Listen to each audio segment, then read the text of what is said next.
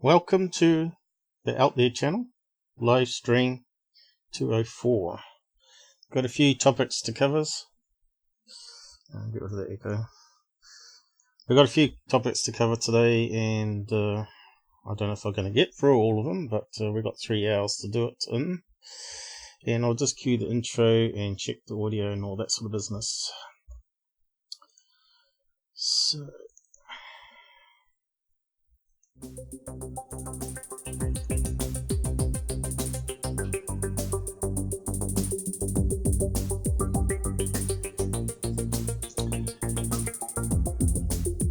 Another hot day in New Zealand, or Christchurch.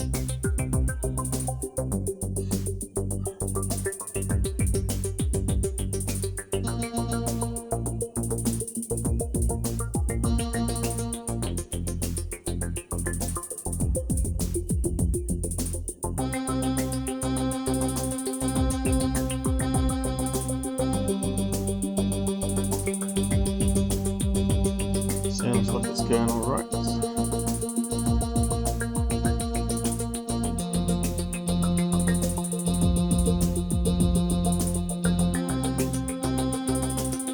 Skywatcher video, Alien Grey that he filmed.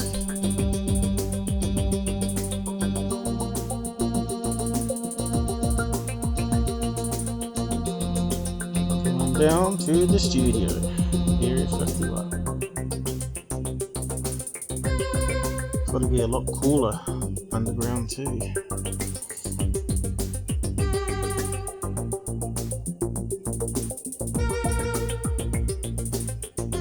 Going down.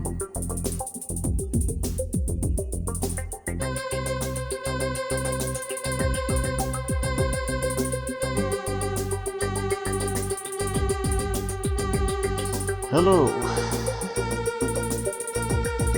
Good to be back. I read it fast then. Basic rules there: no hardcore swearing, trolling, and just come and have fun on the side chat.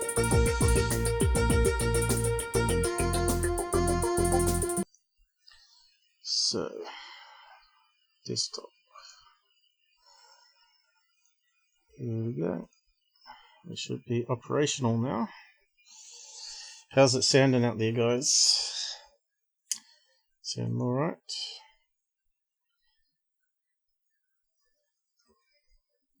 Lazy Sundays.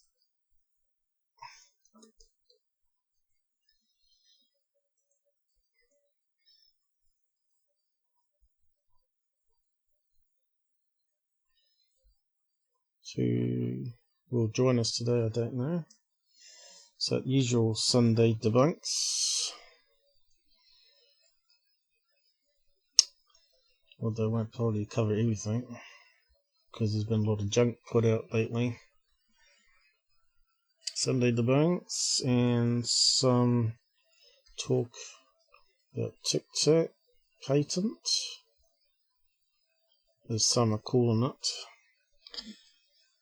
And a heap of other topics as well. Materials. I've got to get rid of the echo again. Okay. It's good when you don't hear yourself talk, because it puts you off otherwise. They found people that stutter hear themselves, and they found that if they somehow block their hearing through their jawbone, that they could talk normally, which is interesting research from probably about 10 years ago. But not everybody's probably seen the documentaries. I think it might have been on BBC or something like that. There's quite a lot of good documentaries out there, and also some that are pretty junk, because History Channel and Discovery started putting those mockos on with Mermaid and Bigfoot, and they ruined their whole channel by doing that. They went after the ratings, right? And instead they made these mockos, which come across realistic because it's on a trusted channel for information, and it called out a lot of people, and a lot of people were angry about it. Serves them right, really.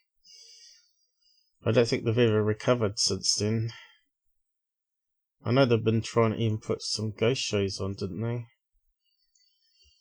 So who's out there? We've got 4 watching, or we had 4 watching. It seems to intermittently drop off 1 or 2, and then they come back again. I suppose people have a nosy, see what we're going to talk about today. So yeah, first of all, just some idle chit chat. Talk about this idiot I got just as I was going to bed last night. Mr. McIn criticised one of our live streams. I can't believe I tried to watch this video, which was on the Turkish debunk that I did a couple of Sundays back. I lost 2 minutes of his life. Oh, the poor baby. What a horrible intro. Also, the rules are a little hypocritical. So, not sure what's hypocritical about my rules, about not wanting people effing on the side. I think that's just normal rules. You don't see that happening on Secure Team. You don't see it happening on Martin Willis. They just won't have it. And I won't have it either. You can swear, but you can't swear hardcore stuff. But they have got kids and adults stuff now in place. So if you do something that's against the rules of America, now they can actually fine you and bring down your channel. So yeah, I've listed all mine as adult only, which I believe is 16 years or older on some channels, but 16 is adult in most countries other than America, which is 18. So I suppose it might be 18-year-olds can't get access to the live streams now unless they got verification. But I'm pretty sure they'll find a way around it. Get a pet parent to log in or whatever. So yeah, he doesn't like my music, which is kind of pathetic, really. Music tastes will vary from people to people, and really that's the sort of comment. It's not constructive. I'm about new UFO sources. Clearly it's not, because he only watched 2 minutes of the Turkish debunk and made up his mind to downvote it. But good grief, the music and cheesy drawings. So he didn't like my drawings with a mouse. I like to see him try a bit better himself. As you know, it's very hard drawing on paint with a mouse, especially during a live stream. Now, because the CPU's maxed out as it is most of the time. So yeah, I just basically called him a complete moron. A moron comment that doesn't add to the UFO field. So this is the kind of idiots that we get in the UFO field trolling me. I said go back to sleep. You sound like a Secure Team ex-fanboy. There's nothing wrong with the rules, like I said, but if you don't like it, don't come. But we don't need comments like that. So I'm done with that guy. I've decided to block him, because he's only just going to keep on repeating the same nonsense on other videos. So, yeah, in the last stream, Robert did a talk, which was really good. It went on for 3.5 hours, about the Berwyn Mountains UFO incident in UK. So if you haven't watched that, go ahead and dig it back up. There's a playlist for all Robert's live presentations we do. You'll see the average viewer span, though, is only 15 minutes, so it's pushing their brains a wee bit too hard to follow a full UFO case still. And watch time is almost 25 minutes off today. 25 hours, I mean. Which is quite good for our channel anyway. The most hated UFO channel out there, because we tell the truth. Unfortunately, it doesn't on the main page. The main page, the dashboard, the update is just there's a load of rubbish compared to the old one that we used to have. But the stats have improved. They now give us stats on how many subscribed for that particular video now, and the average watch time, and how many people viewed it, and all that sort of stuff. It's really a lot better off now. But I just wish they'd turn this dashboard back to where it was, with the likes and dislikes and view counts. All we get is one thumbnail and a load of rubbish in between about promoting insider Google stuff, which no one's interested in because you sub to it anyway. It could be like a single, it could be another tab rather than being on your dashboard, right? So they like to promote themselves. So yeah, Rob wants more subs from his lives. He's got quite a few likes there, but they don't convert to subs. So yep. Any newcomers, make sure you sub while you're watching his live so that it shows up in the stats. At the moment, I've been promoting my leaker expose on security. That's been bringing in traffic. As you can see, we're over 1,700 now in such a short time, which is damn good for us anyway. So hopefully it keeps on going, because once we get to the 2,000 mark, Google should be able to promote it a lot more. I think it promotes a bit more now. We're over 1,700, but once we get to 2,000, it might get some more free advertising there, which will be good.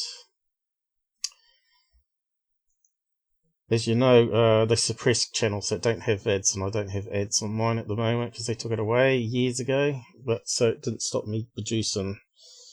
I just carried on. It might stop most people out there. So we got joining Robert, yep, thanks for saying it sounds good. 10 of his mates has subbed, but they probably didn't do it while watching your live video, so it hasn't shown up on the stats on the video. If they go to another video and sub, it will show up on that video. Have a lot worse and had bad content on channels like Third Phase. Don't worry about it, man. Yeah, I'm not worried about it. I just like to mock people that make stupid comments, because we don't want those kind of people here anyway. We want people that are really interested in the field and called out BS. Not worried about their music tastes or whatever. I've chosen a music piece there that should be acceptable to most people. It has this like a sci-fi UFO sort of easygoing Sunday soundtrack, you know.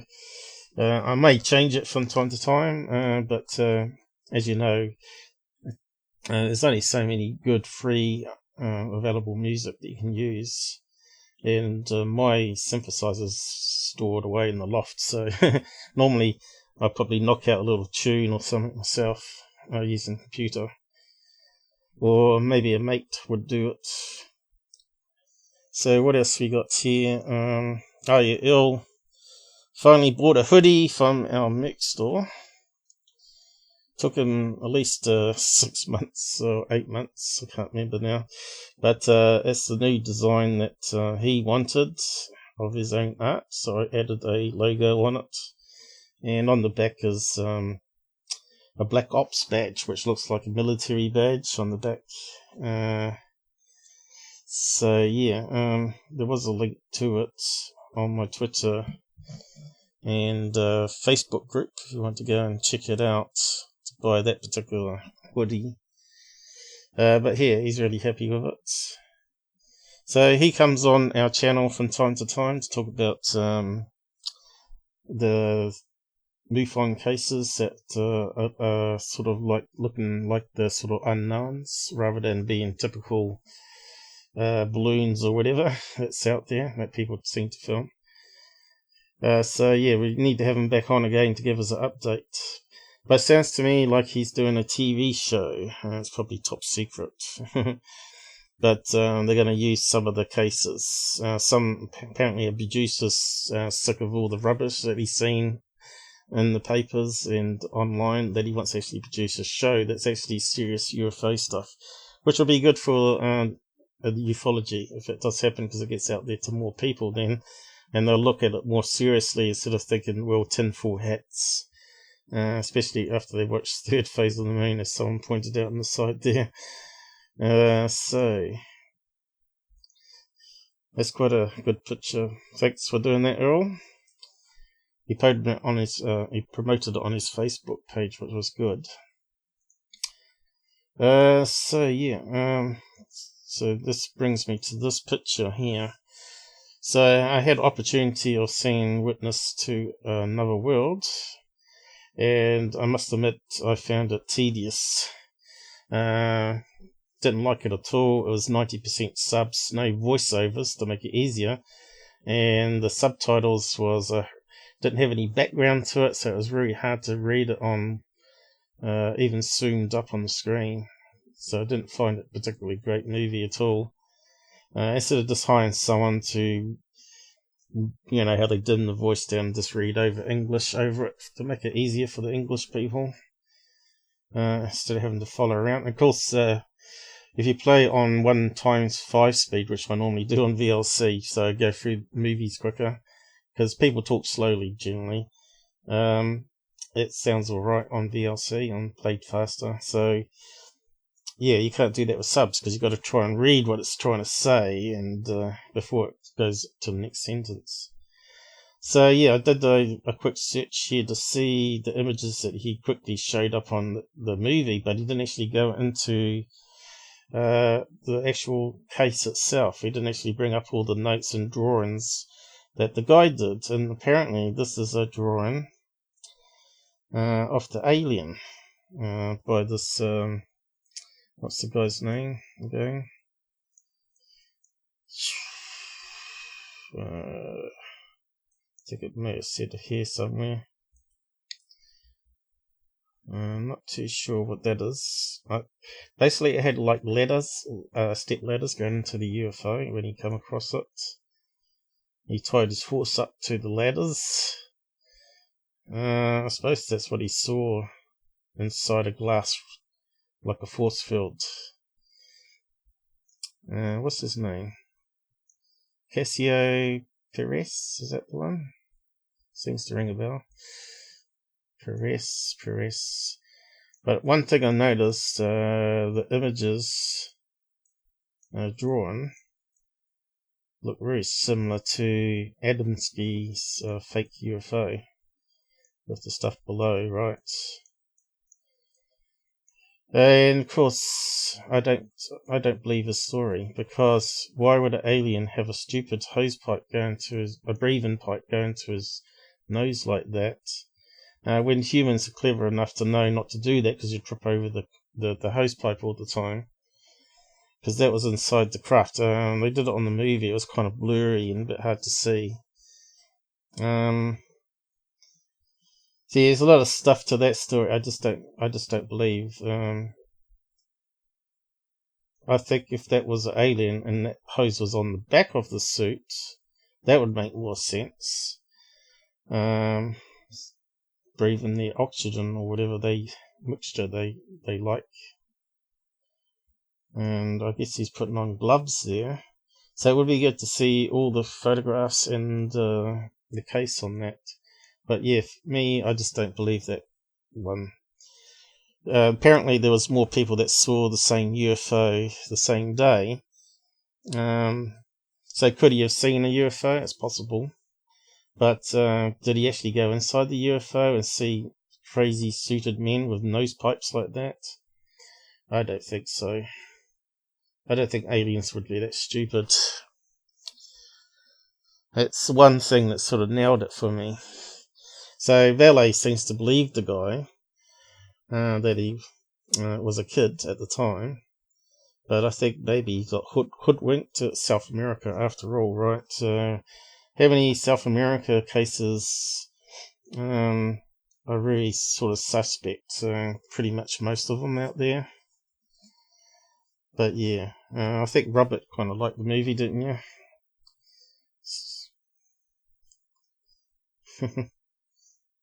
Send an episode to them. Have you seen the UFO clips that was found on the USB stick? Yeah, I didn't. I covered that last Sunday. I debunked it. TSA's put them up. A day later, apparently they got took down. Yeah, that's I covered it last Sunday. It was BS. So yeah, on with the next bit then. So talking about security, and that's what we'll be looking at now. Got too many tabs again.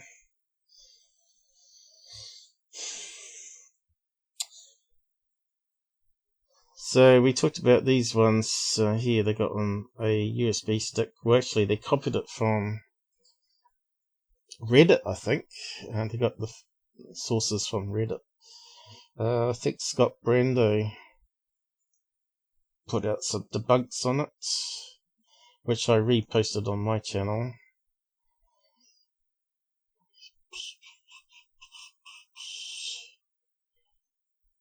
Let's see.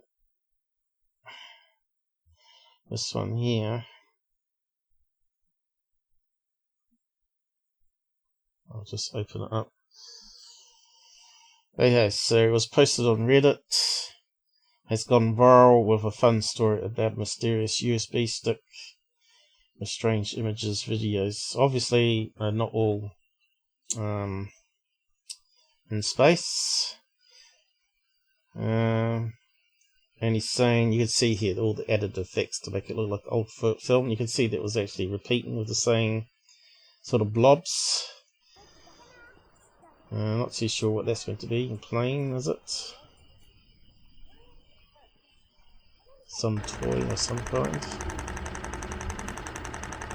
Artificial thing. Doesn't it remind you of Skinny Bob stuff? Except for that was done a wee bit better than this. You can see here the same blobs coming up every so often.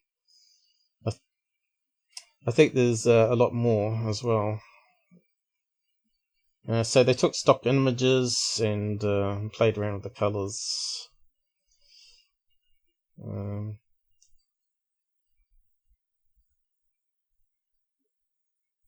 I think there's a lot more. You can see there's two stuff playing here.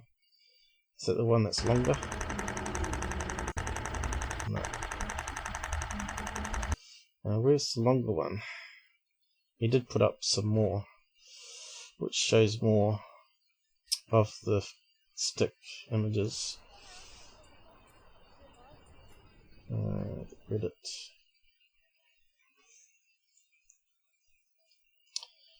So I'll post the link to those, I guess, so you can have a look. I don't know what they're saying, but that's where it comes from, obviously. Where's the other one we was shown? A slideshow.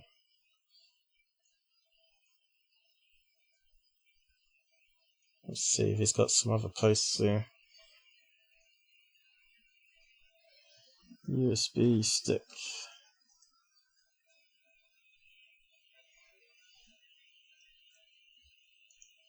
Sometimes he posts it several times with different things. That one. That one. I think that's what we just looked at. Was there more to that? Could have sworn it was much longer. Anyway, doesn't matter. But basically they said it's stock images that's been added with CGI. Totally pointless, of course. Where was that? Alright. It's got too long, so I need to drop off some stuff. So what do we want to talk about today is the alien video, because someone brought it up. Shelley wanted to know if it was real or not. I said if it's on third phase, it's not going to be real. Also, they put up something which they may have taken down now. NASA leaked footage, I think. But you can see here they're still promoting those two frauds, Corey Good and David Wilcock. So we won't go into them, but we've debunked them on past lives. So So we'll just get at this one here quickly first, about something NASA's trying to hide apparently. I'll just speed it up. I won't increase the volume, I'll just leave it at that. It's undoubtable that the videos coming from NASA and the videos that we just put up on Third Phase Moon look exactly the same. What's going on with the NASA footage that we're sharing with you in color, where they thought this could have been a UFO from the ISS, and we're looking at the videos that we just shared on Third Phase Moon, the USB stick with again. the Coelacanth videos breaking the internet, right? They're certainly milking that, aren't they? So they're comparing what? Debris from NASA images. That object has been identified by Russian flight controllers as an... Welcome back to Third Phase Moon. So he talks over what she was going to say there. Has been identified, they said. Breaking it down, the videos, the Coelacanth video... they just moved it so you can't hear what they're going to say. So, yeah, space debris is not the same as that USB stick. And you see that smudge on the lens melting within the craft itself, and this almost does the same thing. They don't quite zoom as depth. I would have liked to get a closer look at what... these guys are so easy fooled. So that wasn't the one I was going to talk about. Where's the one with the sky ripple? That one? A huge discovery.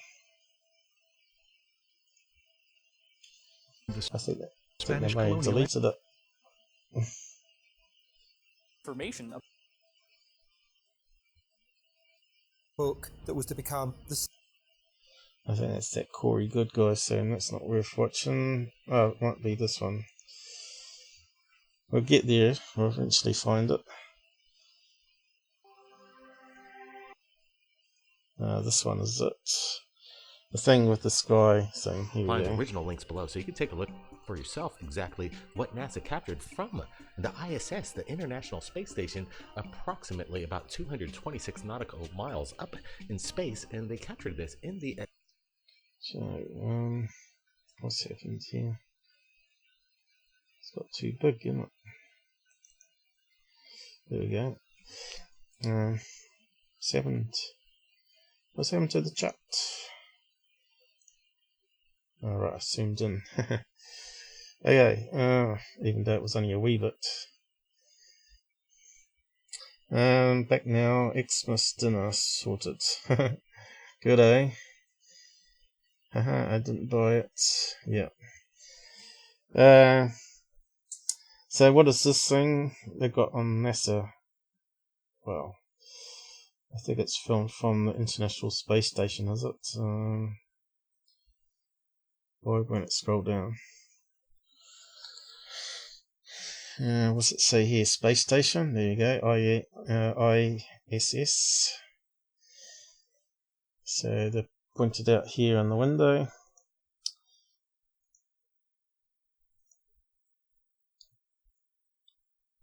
And make this ripple effect that creates something like this that you can see from the International Space Station. Whatever it is, it's massive. So what do you think is that one, guys? What do you think it is? It's obviously in the cloud layer. What amazes me is that it starts from a pinpoint, from a certain situation that must have made this happen. You can see the extension. Now there's some circle mark there, I'm not too sure what it was. I'll just get rid of that text. What amazes me is that it starts from a pinpoint, from a certain situation that must have made this happen. See that there? So is that lens flare or reflection? It looks like it's lens flare, is it? From the sun that's going up this way. So that's nothing to do with what we're looking at here. You can see maybe the ground below thin cloud layer here. I thought maybe it was a high mountain peak of some sort that's causing the airflow to change. Low cloud maybe. But it turns out it's a known natural thing, obviously, called a Where is it?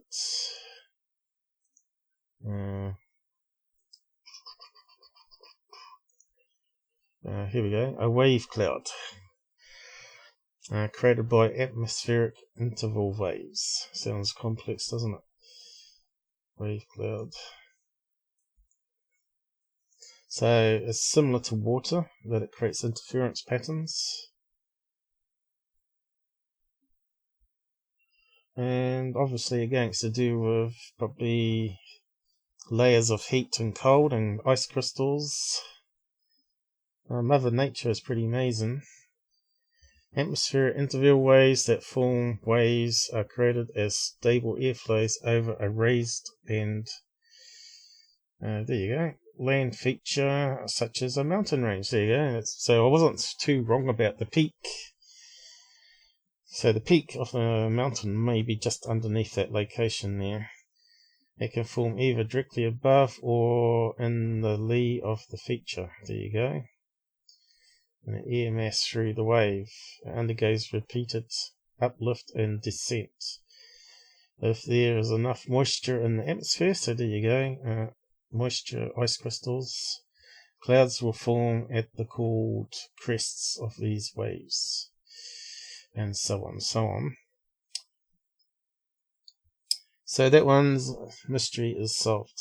Just a 5-minute Google solves that one. I think Scott's even talked about it on his Twitter page. If you want to go and check out what he's got. So yeah, maybe I'll copy it. So we got sort of a run and flow of things. So third phase of the moon, debunk number 2.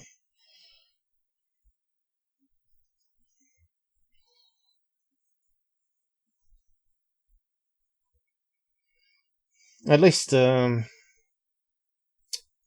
I cover what they're putting out as rubbish, you're going to learn a wee bit about science and what's out there, artifacts and camera problems and science theories and all that sort of stuff. Yes, so that brings us to the alien one. So we don't need to listen to those two clowns anymore on that one. Oh, damn, I need to get a drink. So, yeah, just play some clips from this.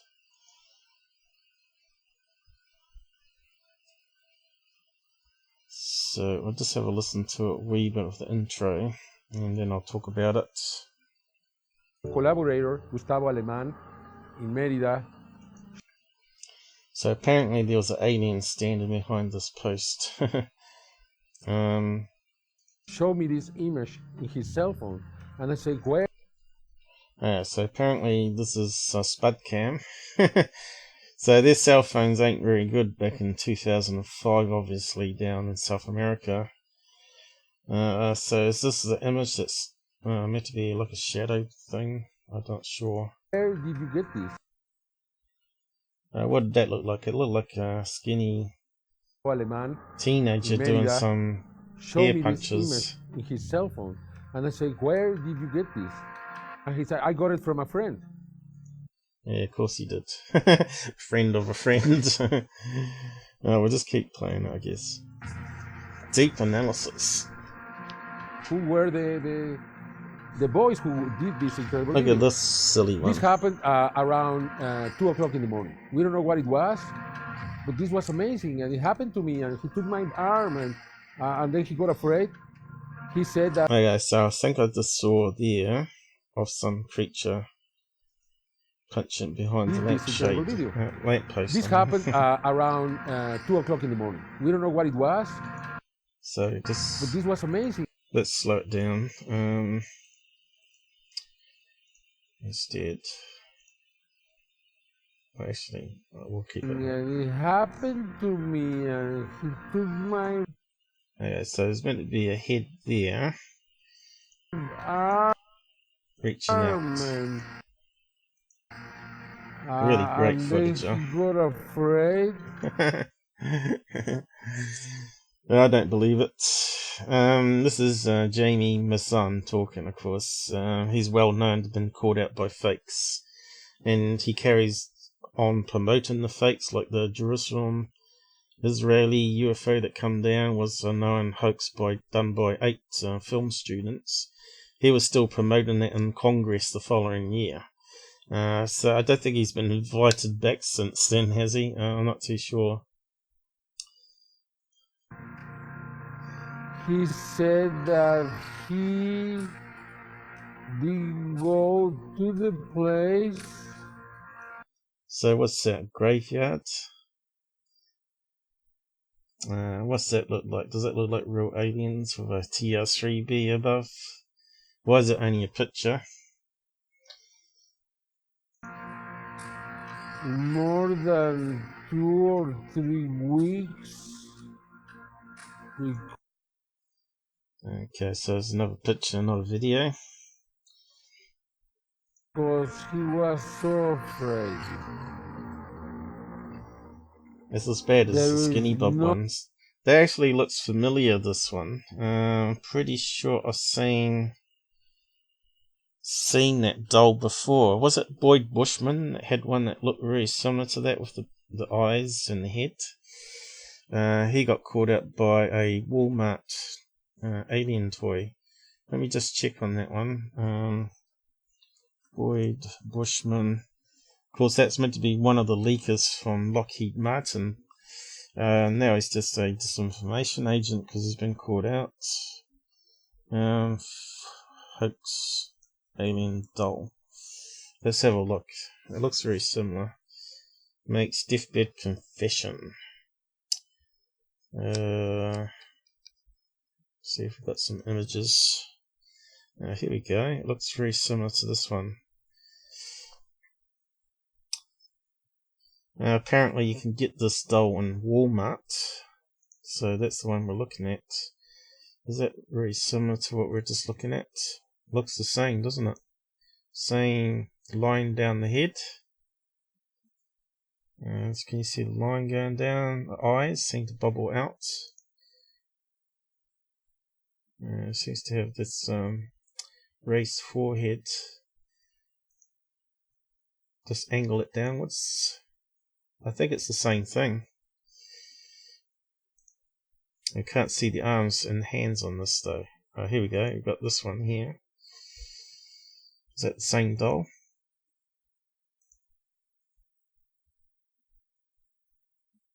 Looks very similar, doesn't it? And he was holding up it, claiming it to be a real thing.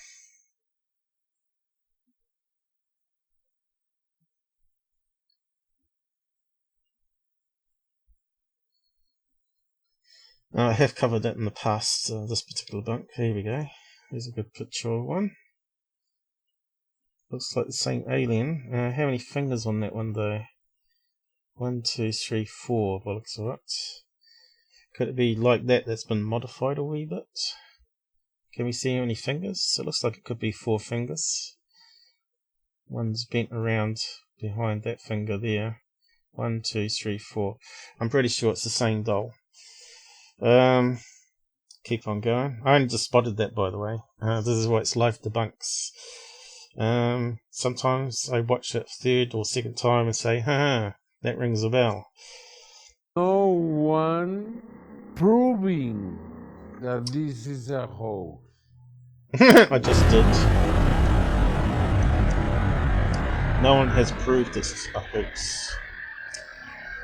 Oh dear. Let's put it back up again. Documentary Beyond the Spectrum Humanoids. The link is below, but right now I want to get this question to Jaime. How is it that these extraterrestrial creatures have not been captured by some kind of snare or pig trap? Some friend called me.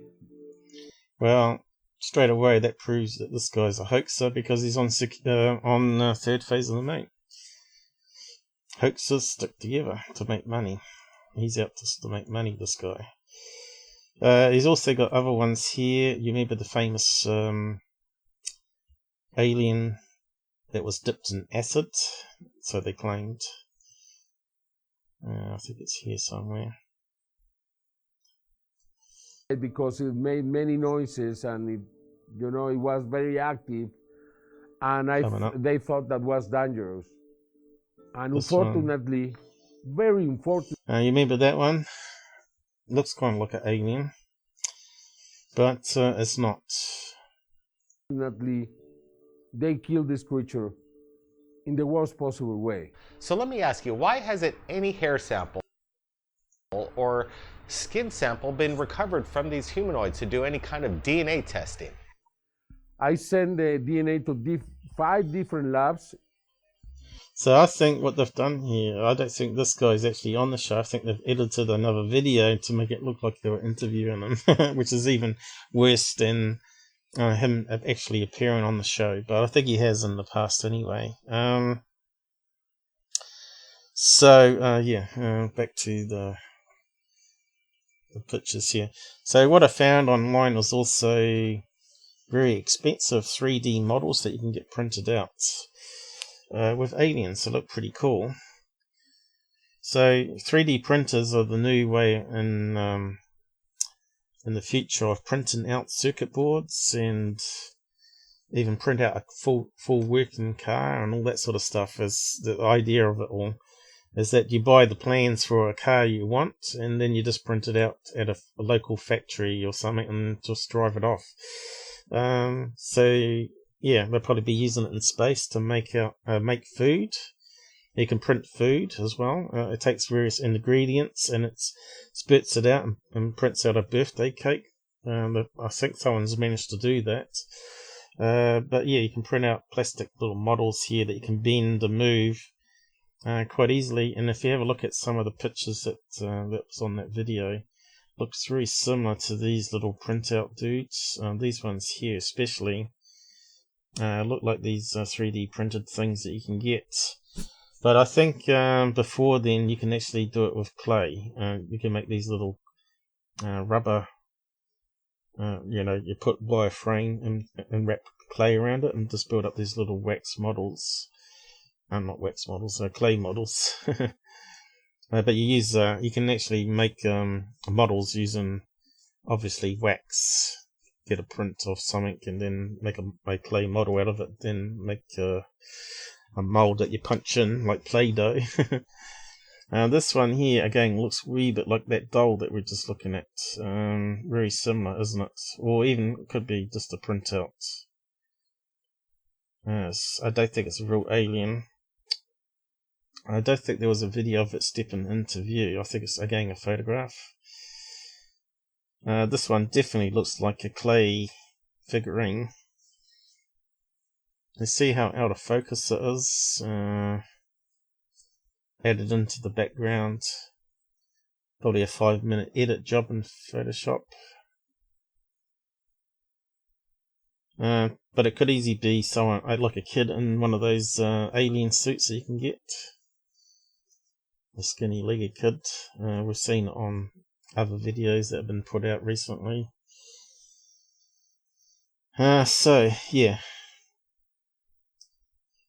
When the video's blurry like that and suspect, I just don't buy it. So yeah, I think that probably wraps it up really for that one. Let's see. There was one for the monkey. Now what did I do with that one? Pretty sure I had. Oh right, it's on that post further down. Scroll down, Paul. So this is the monkey one. So I did a search, and just instead of me researching it, I will put up what it actually was. And that's what it was. It's called a Manaset monkey. It's called the Buffy. Can't quite read it. Buffy Tufted. Buffy Tuffet Manaset. You can see it's got the black eyes. It looks very alien-like. It's got the long skull. It's actually as big as your hand. It's a really little tiny monkey. And of course, when they remove the skin, which they dipped in acid apparently. That's what they got left. Yeah, and he actually paid money for this this skeleton. I'm not sure how much he paid, $35,000 or something. I think that seems to ring a bell, but yeah. So yeah, be very skeptical of what this guy puts out. Jaime Maussan, or Jaime, as because you say J's H is Spanish. Jaime Maussan. Be very critical of his stuff. I think that's that wrapped up there now with the third phase anyway. I'm not sure if no one out there has actually heard that before, but it's worth repeating over the years because new people to the UFO field get taken in. Oh, here's the doll in the box. Someone actually had it as a collecting item. It's actually still in the box there. As if they've opened it up and had to play with it, by the looks of it. And yeah, he's even got a little tiny one here. Looks just like the other pictures as well. Exactly the same. So I can post those on the side there for you, and have a look over the images. If it'll let me. No, it probably won't. Too long. God, I hate Google. Puts all that extra stuff on the end. Oh well, just do a search for it. What did I search? Yeah. What was the keywords I used? Boyd Bushman hoax alien doll. Of course, if you click into these links, even Snopes has got a link here, by the looks of it. You'll see that they talk about it being debunked, probably. False. Former Lockheed Martin engineer Boyd Bushman provided evidence of human contact with alien life just before his death in August 2014. False. So what did they say? Bushman went out with an extraterrestrial disclosure. But the video, Bushman described two types of aliens, some of whom live for 200 assumed Earth years, from the planet called Quintinian. How do you say that? I'll just read that out. In the video, Bushman described two types of aliens, some of whom live for 200 presumed Earth years and hail from a planet called Quintomnia, where, improbably, they continue to rustle cattle despite their vastly advanced technological state. They divide them into two groups. One group are wranglers, and the others are rustlers, the ones who are stealers of cattle. The two groups act differently. The ones that are wranglers are much more friendly, and have a better relationship with us. So where's he talking about the doll?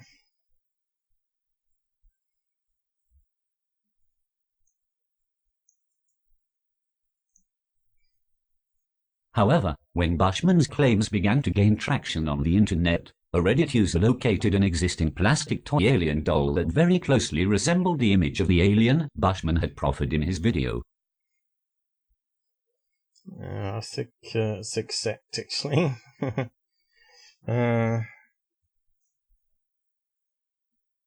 Let's see what it says here.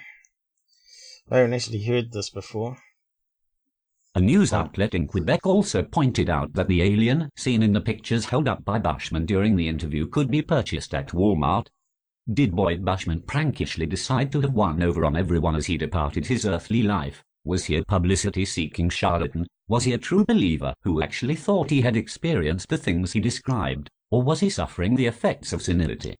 Regardless of his reasons for offering them, Bushman's extraordinary claims weren't the least bit convincing in an evidential sense, as Stuart J. Robbins noted for. So it goes on a bit.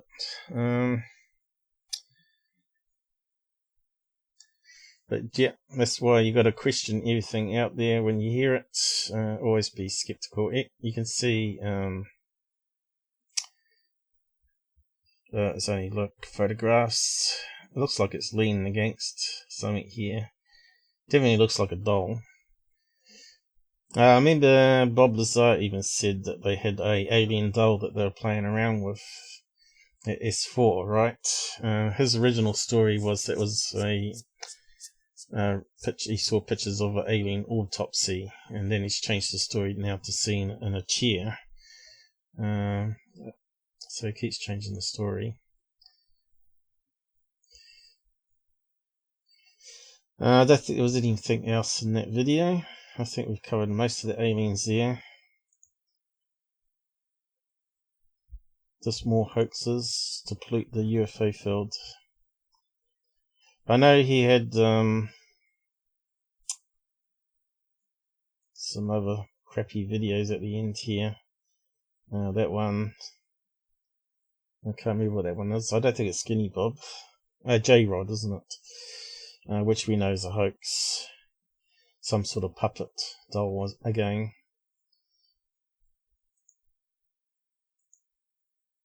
Yep, so we can move on. Alright, so there's my store. I forgot about that. So I've been updating it, and I decided to put Charlie Roo on there. So yeah, there's 160 items you can choose from. So next year I'm going to print out that one for myself when I go to the dog park. Saying I'm worth stupid. Number one supporter of the Out There channel. But that's when he was a little puppy, and now that was a few years ago. When he had less lumps on him, because now he's got these big tumours on his leg and back. Which are not cancerous, but they're just like fatty tumours dogs get when they get knocks. It forms these fatty tumours for some reason. Earls one is down here somewhere.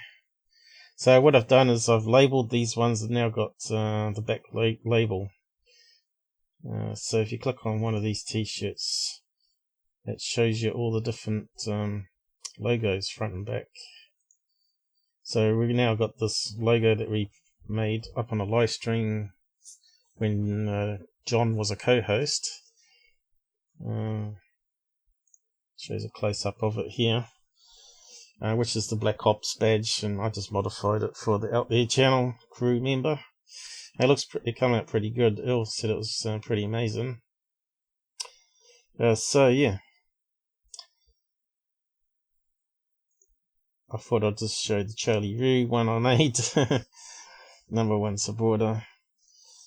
I call him Charlie Roo because he jumps up high and catches the ball. But he's getting a bit old now. Coming up to 10 years. But yeah, I could see J1918 liking that one. So I'll just close that one. Now that brings us to Paulides, which we talked about previously as well. So I'll just go over some new facts that's come to light.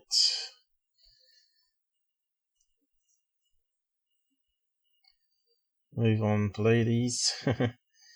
Well, they could, but I'm not sure if Shelley's here with us. She asked me to talk about it. So I talk about it. So she can get her critical thinking when she spots fake alien videos. So Paulides, David Paulides. As you know, there's been a lot of chat about him faking some of the investigations in his books, sort of telling half-truths, putting facts in that didn't happen, that sort of stuff, but also about his career. So this is a page on famous people that have a rundown of his work history. So I'll post it out there. But if you remember right, he talks about being a 20-year detective. So we'll just go over that piece of information. So if we scroll down, law enforcement, I'll just get it to read out maybe, and then we'll just talk about and add up the timeline and see if it's 20 years. David Paulides received both his undergraduate and graduate degrees from the University of San Francisco. Curious and intuitive since childhood, he had always aspired to work in law enforcement and be a police officer. So when his student life came to an end, he decided to join the police force. He was trained and posted in Vermont, a small municipality in the San Francisco Bay Area, in 1977. 3 years later, in October 1980, he was transferred to the nearby Jose Police Department, where he would spend the rest of his career, nearly 2 decades, with the force. He held positions in the Patrol Division of the SWAT Team, Patrol and Street Crimes Unit, Street Decoy Work. He was later promoted to a detective in the Vice/Intelligence Unit. When he was about to leave SJPD, Paulides received a job offer in the technology sector. He held several lucrative positions, earning much more money than he ever had. He served as an executive whose job was to flush out businesses, investigate their backgrounds, and perform due diligence in partnership development and acquisitions. Okay, so what they haven't told you there is that he was caught selling autographs on police force letterhead. So what he did is he got hold of police force letterhead and sent it out to various famous people like Lionel Richie, Arnold Schwarzenegger, and asked for autographs on it to use for a kid's wall in a hospital or something like that. Well, a wall of remembrance of famous people.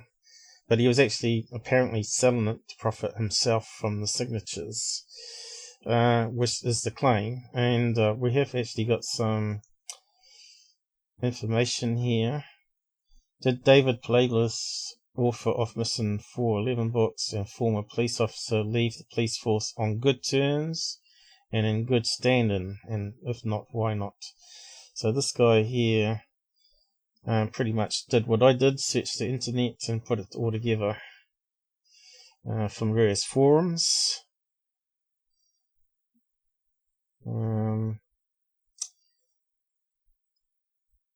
There we go. Charged for misdemeanor count of falsely soliciting for charity. So there's the thing here. So I'll read out that in a minute. But he was let go in 96, I think it was, 97. I think someone breaks it down at the end here. Here we go. So he started a rookie job in 1977, and he went to the San Joseph Police Huge Department in 1980, and he was let go in 1996 for that autograph business. So 1980 to 1996, what's that? I think it turns out to be 16.5 years. Let's see. So they started adding up what he was saying as well. So 16.5 years plus 3 years makes him 19.5 years in the police force. Not quite, because the article said it almost did 2 decades. He didn't do 20 years at all. He did 19.5, so he rounded up to 20 in the police force, but he says he was a police detective. But in that article here, it says he was made detective in 1980, or sometime in 1980. Where is it? So basically he was part of the Patrol Division, which was a low-grade type job, and decoy. Setting up decoy traps where people break into cars. He was later promoted to detective. So that 20-year detective business is obviously rounding up 3 years to make himself sound better on the video. So if he's telling little lies like that, so why couldn't he say I was 19.5 years a police officer and 17 years a detective? That would be the truth. But instead he's saying, I was a 20-year detective in the San Joseph, or whatever it was, police department.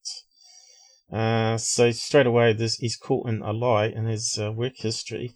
Plus he doesn't mention that he was pretty much sacked without benefits, I think it is. I think in the end they gave him some of the benefits, but not the full benefits.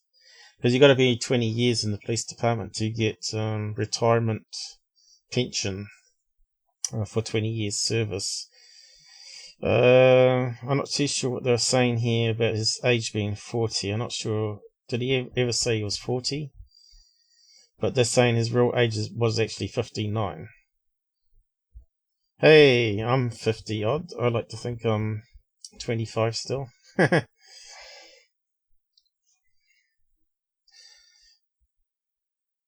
Who's behind the article? The first one is meant to be a professional website called Famous People that gives a rundown of their qualifications and stuff. Also talks about him into Bigfoots, the Hooper Project. I'll post the link to him anyway. And the other one was just a question on that Cura site, whatever it's called.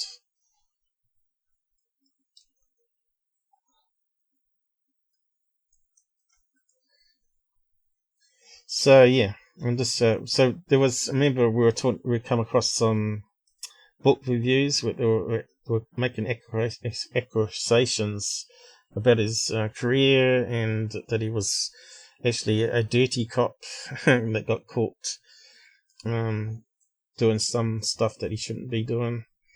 So yeah, so I looked more into it to see if we could verify those facts, and that's what I found. But you don't hear that stuff on all these other podcasts that he goes to, especially the Secure Team. So this one here, the Quora, is like ask a question type site, and people reply to it. How do you say that word? It's got a strange word. I suppose it means something though.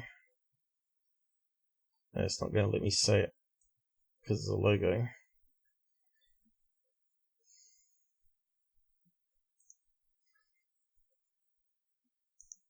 Let's just type it in. How do you say that word?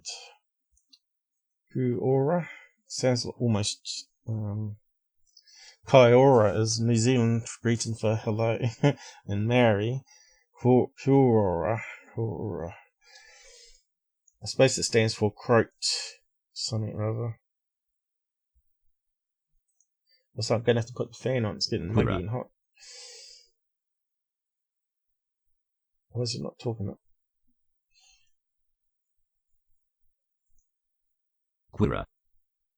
Quora. Sounds a bit like the Maori word. Hang on, I'm just going to put a fan on. Man, it's hot. Cool.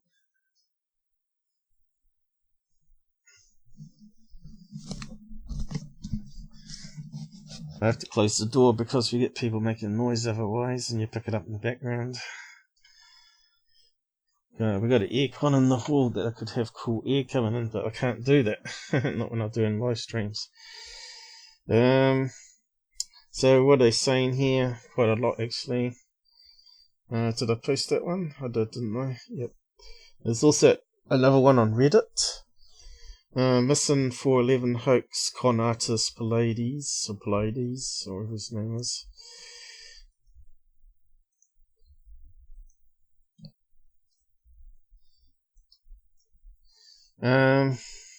What do you call him, a hoax today? What happened there?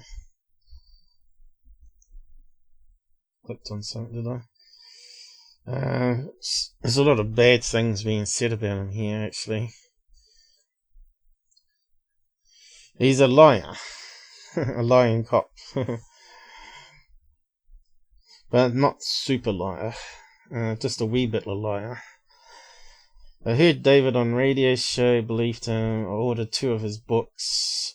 The second book, Hunters, also saw the movie, and after careful research, I'm convinced what's his name? Paulides is now nothing but a fraud, getting rich off dead people.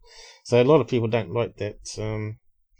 You know how he talked on the radio about the national parks wouldn't give him access to the database? It's because they knew he was a disgraced cop, and they knew he was profiting off dead people, and they didn't want to hand it over to him. That's what it boils down to. It wasn't anything, oh, the FBI they want to cover it up and all that sort of stuff.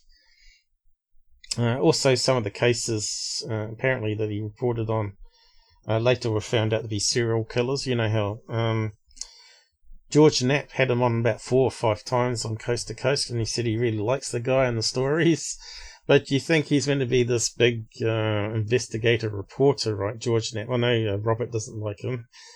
You'd think he'd do a background check like we just did into Paulides and actually question him on the show. Says, were you really a 20-year detective? Or is that a small lie? Or is some of the stories been modified? Are they? Is there any facts that have been added in and stuff like that? They don't ask the hard questions.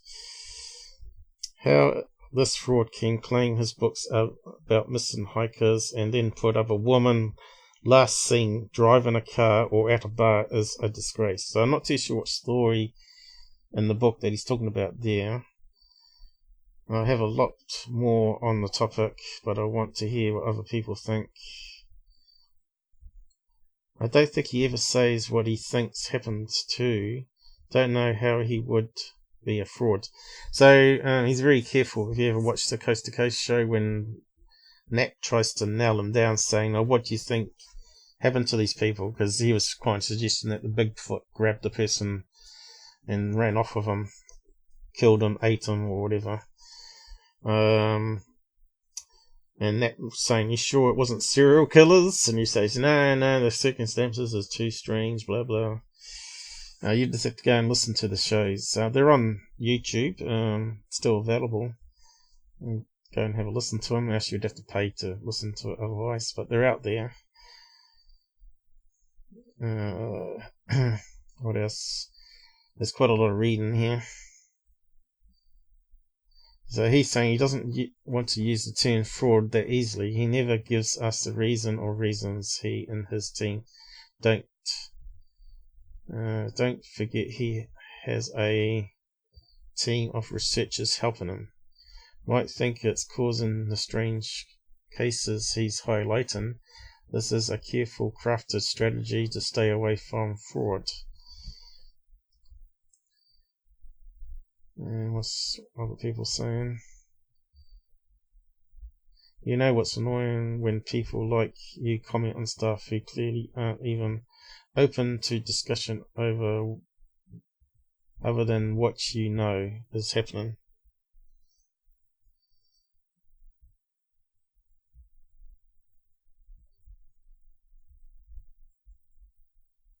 Sorry, I do in fact. What do people who worked in search and rescue think of Paulides? Well, we've had a few of those in the last string that we looked at. They didn't think some case that he talked about was actually even the same case that they were on, because he changed the facts so much. So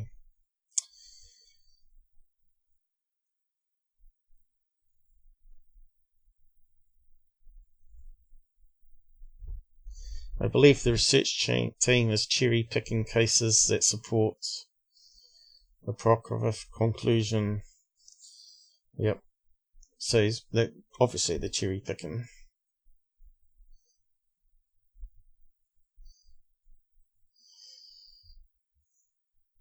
So, yeah, probably a hoax or fraud is a bit that's too strong, but it's kind of disappointing that you can't really trust what's in a book to be factual.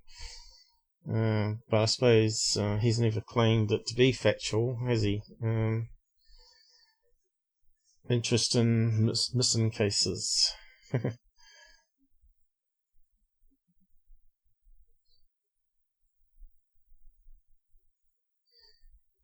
Yes, he has. He's been big in the UFO community. Have a read of that link. He was a MUFON investigator. He was also a Bigfoot researcher. As a Hooper project they talked about. Go and do some research yourself. I'm not going to do it all for you. So what are they saying here about this fraud that he did? So we got the full thing here.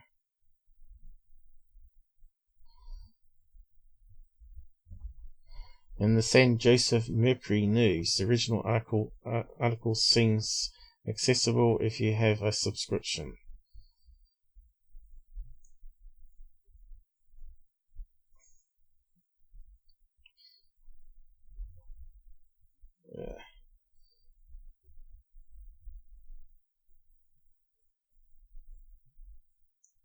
I don't know how much do we get on that. It's not too bad. We'll just read that then. David Paulides, SJ officer accused of false solicitation autographs. A forced veteran allegedly used city stationery to ask for memorabilia. San Jose Mercury News, Saturday, December the 21st, 1996. Author, Sandra Gonzalez. Mercury News staff writer. When a veteran San Jose police officer began soliciting celebrity autographs on city stationery, he wound up with more than just a friendly letter from singer Lionel Richie to hang on his wall. He also got an arrest warrant last week charging him with a misdemeanor count of falsely soliciting for charity, a crime for which he could face a year in jail. Officer David Paulides, 40, aroused suspicions after he was seen using city stationery on the department's computer printers. Paulides also sent and received large quantities of unofficial mail at the department, police reports say. None of those activities fell within his duties as a court liaison officer, prompting an internal investigation that began last September. He's an autograph hound, said Assistant District Attorney Crinson, who filed a complaint last week in municipal court. It was a stupid thing to do to spend your time enhancing your personal collection when taxpayers are paying for you to work. Suspicions were heightened when the police department received a phone call from a Los Angeles publicist asking to speak with Paulides about the Police Hall of Fame, and a letter from the Lionel Richie fan club, which enclosed an autographed compact disc by the singer. As it turned out, Paulides had solicited autographs from such people as newswoman Diane Sawyer, astronaut Major Misson, model Carol Alt, exercise guru Jack LaLanne, and Ivana Trump, allegedly by falsely claiming he was working on a city project. In the letter to Trump, for example, Paulides wrote, "You are a great role model for young women. I've been given the task by my city to develop a display for our lobby of successful businesswomen. We are respectfully requesting an autographed photo for our display. Your success on a professional as well as personal level make you a superior businesswoman and mother." Several of the celebrities had returned autographed photographs of themselves. Paulides' attorney Daniel Jensen claims it was all an unfortunate misunderstanding. He feels badly and is embarrassed, Jensen said. Jensen said that the officer was gathering the autographs to serve as teaching aids for a class he had taught, and that Paulides had envisioned hanging the pictures in the department's lobby. They were to be inspirational examples of people who've done very well, Jensen said. Authorities, however, say there was no authorized Hall of Fame being developed for any lobby. They could find nothing Paulides was associated with in an official capacity that would give him the authority to seek autographs on the department's behalf. Paulides was one of several instructors who taught a city-sponsored organizational development class, but he had not taught the course since March. Police spokesman Officer Louis Quesder said Paulides is on vacation. Quesder could not say what sort of job action the department might take against Paulides. Jensen, however, said possible repercussions ranged from disciplinary action to termination from the department where Paulides has worked since 1980. Paulides surrendered to authorities last week and was released. He is expected to be arraigned next month in municipal court. According to Wikipedia, arraignment is a formal reading of a criminal charging document in the presence of the defendant to inform the defendant of the charges against them. In response to arraignment, the accused is expected to enter a plea. Retirement from the police force below is an excerpt from the minutes mentioned above. Police and Fire Department Retirement Plan minutes of the board meeting Thursday, San Jose, California, June 2, 2011. Board of Administration minutes, page 6 of 8. 4. Retirements. Time certain at 10:30 a.m. a motion was made to approve retirements numbered from 4.1a through 4.1p. Approved. 4.4 deferred vested A. David P. Paulides, Police Officer, Police Department, effective May 30th, 2011. 1650 years of service. Approved. MSc, Cordor/Santos, 7-0-2, Taylor/Crits or absent. Vesting is defined as a 6. Process by which authority, benefit, or privilege, or rights to or interest in an asset or property, passes unconditionally to a particular entity. So, deferred, so that means it got stopped, was it? Deferred is defined, attained by a member once they have satisfied certain requirements.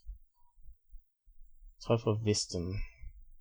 So it means that they eventually gave it to him. Is that what it's saying?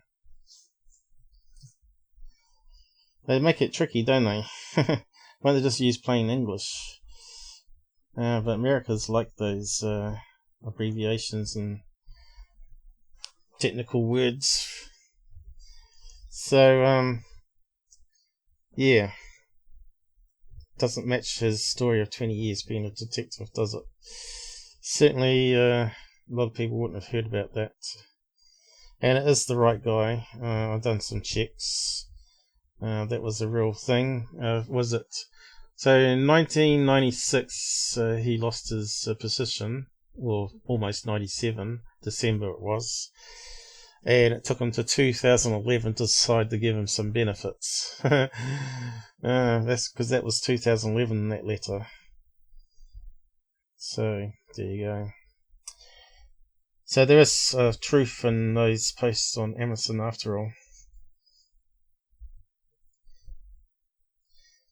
But leave it there for you. There's no point in talking more on that. There's plenty of articles here on Paulides on Reddit. I suppose you're going to have to search it. That was just one. Continue reading. It probably goes on a few pages by the looks of it. Talking about the various cases that he's got in his books.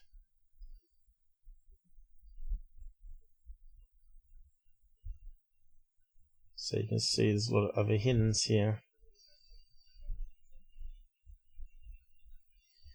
But yeah, profiting off dead people is sort of frowned on.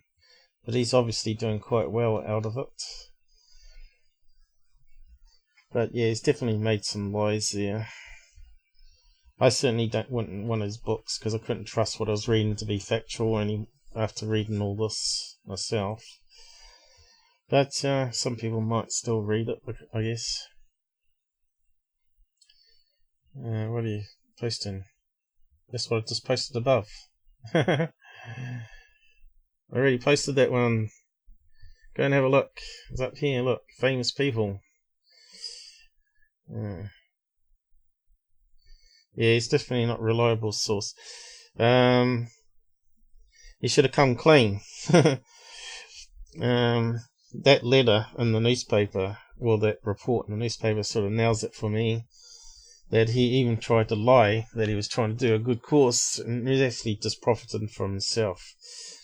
I suppose he autographed himself for quite a lot of money, plus he was a collector, wasn't he? So I suppose it's a good way to get people to sign one over, because they probably get like hundreds of thousands of people writing in the stars, right? And they probably get fed up with writing their signature back and sending it back to people. They normally get people to forge their signatures, like people that read their letters, right? Well, they probably got a stamp and stamp it on. So if it comes from a police department, then they might set those ones aside and think, oh, he's got to manually read those himself or whatever. So on to the next one, another viral UFO stuff.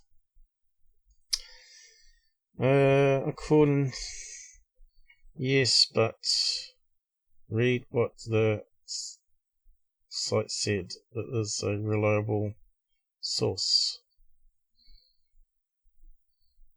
Yeah, I think the information I just read out there was reliable. Yeah. That's what I'm saying. But that's not the only place. I just chose that one. You can find it in other websites out there. Well, I think it's posted by him as well. The same sort of blurb. And it's just one I chose because it was a nice format. But like I said, there's plenty on Reddit about him and people talking about fabricate stuff and whatnot. So yeah, I'll leave it up to you to go and read all those. It just goes on and on and on. So on to the next one anyway. According to a known hoax promoter, this is a rare video footage of alien spacecraft watching the ISS astronauts. Note the object was already explained as a debris sheet bag lost during ISS spacewalk on March the 30th. So I'm not sure who's putting that out, but I think it might be Mr. MBB, according to that tag there, who is now one of Tyler's mates that gives him stuff from time to time. So when you got hoaxes working with hoaxes, you can never trust that site. And if people don't understand that Tyler's a hoaxer, then they haven't watched my Truth Collection playlist. Go and watch that. By the end of it, you'll get the message that he's not a trustable source for UFO news. So I guess that link goes to the video, does it? Oh, here we go. There's a picture of it. You can see astronauts in space and something drifting away from them. This is how this Black Knight satellite was also made. And they lost a bag from a satellite that they were working on, and it just ended up being space debris. So that will be the second Black Knight that will be doing the rounds for 20 years to come, I suppose.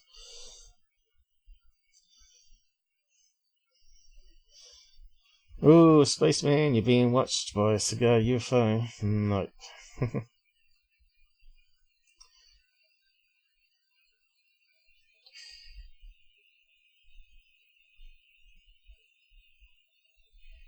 You really think NASA would leave that up online if it was? I don't think so. It'd be airbrushed out or something like that. Or they'd cut the feed. Obviously the feed wasn't cut here, was it? So there's probably a bit in the video where it actually gets away from them, which we don't see. So I'll just post a link to Scott's page there for you. Oh, I'm doing it wrong, haven't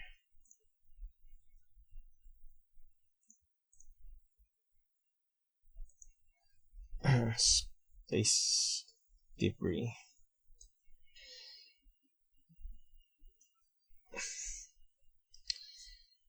Hopefully that's right. Looks like it's alright. I'm going to close down some more of these tabs. Pin tab, close tab. Where's close tab gone? Oh, there. Right, school encounters. I don't know if I had that one on the list, but I suppose we can promote it.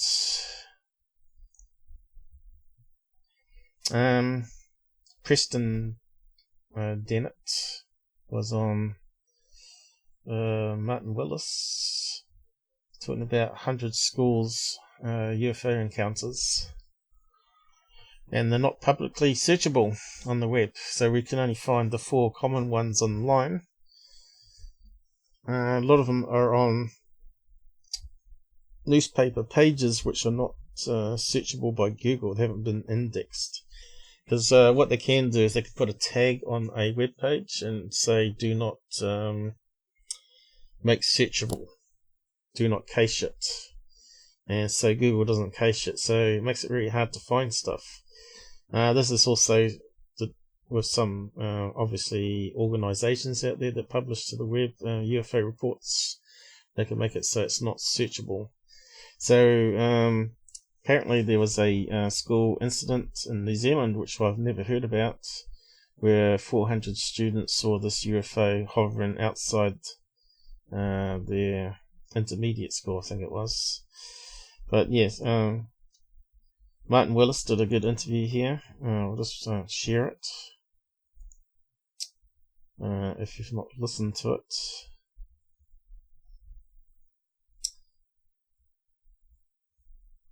His head looks a bit squashed in. He looks a wee bit alien himself, doesn't he?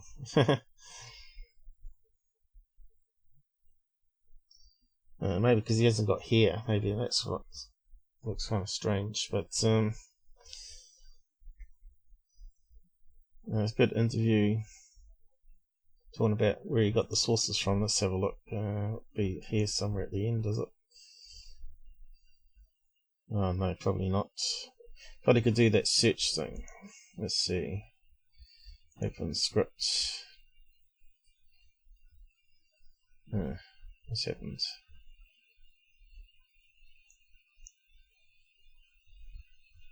There we go. You can do Control F after that. And you can talk about sources. Maybe search for the word source.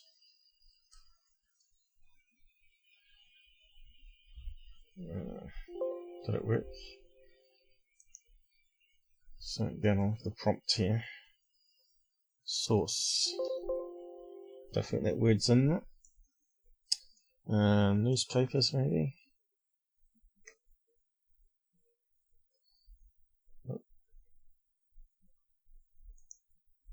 Here we go. Local newspapers sometimes. So let's see. Might be from there onwards, maybe. There's often a governmental response. So I'll just get the volume right.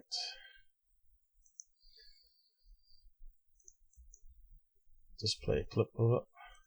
There's military or state government, police. There's also a wave of publicity usually that follows these sightings that they generally do make the local newspapers, sometimes international. But yeah, something crazy is definitely going on with these types of cases. And one more quick thing is half of the cases are elementary schools. Yeah, we talked just for a couple minutes before the show, and I was saying to you that I think one of the reasons these sightings are happening is because kids are very impressionable. When you're going back to elementary schools, that even makes the case even a little stronger. And how many of these cases are you aware of where the kids are actually outside, like on the playground or something like that? Is there a good percentage of that? Yeah, 90. Really? Really most of them, yeah. And what we do see is that these things show up during recess. It seems, to be happening so consistently that I just can't imagine this is a coincidence. There are a number of cases where kids are in their classroom. These objects hover right outside the school and cause, classroom chaos, to say the least. But most of the cases, yeah, the kids are on the playground. It's usually, early morning recess, lunchtime, or school has just been let out. A number of cases just like that. Wow. So, yeah, I think it's intentional, and these ETs are, because what we often, I do believe we're dealing with ETs, just to put that out there, extraterrestrials in the classic sense.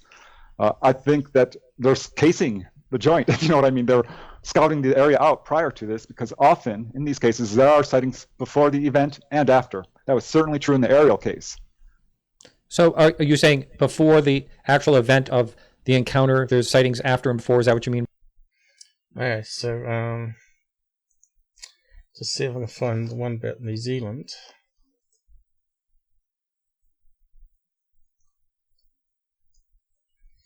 Here we go.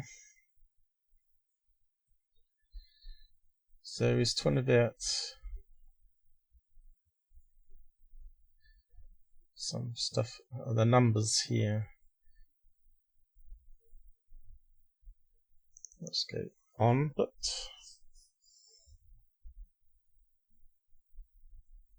why is it not auto-playing? Figure things out. And are there any other cases that you're aware of where it was sort of in a remote area, or most of these, like, in the suburbs or urban areas? Gosh, I have never been asked that before. I think they're mostly suburban. I'm trying to think of any really remote areas. I mean, this occurs all over the world. Yeah. So we're seeing cases in England, Canada, France, all across South America, Africa, Australia, across Europe.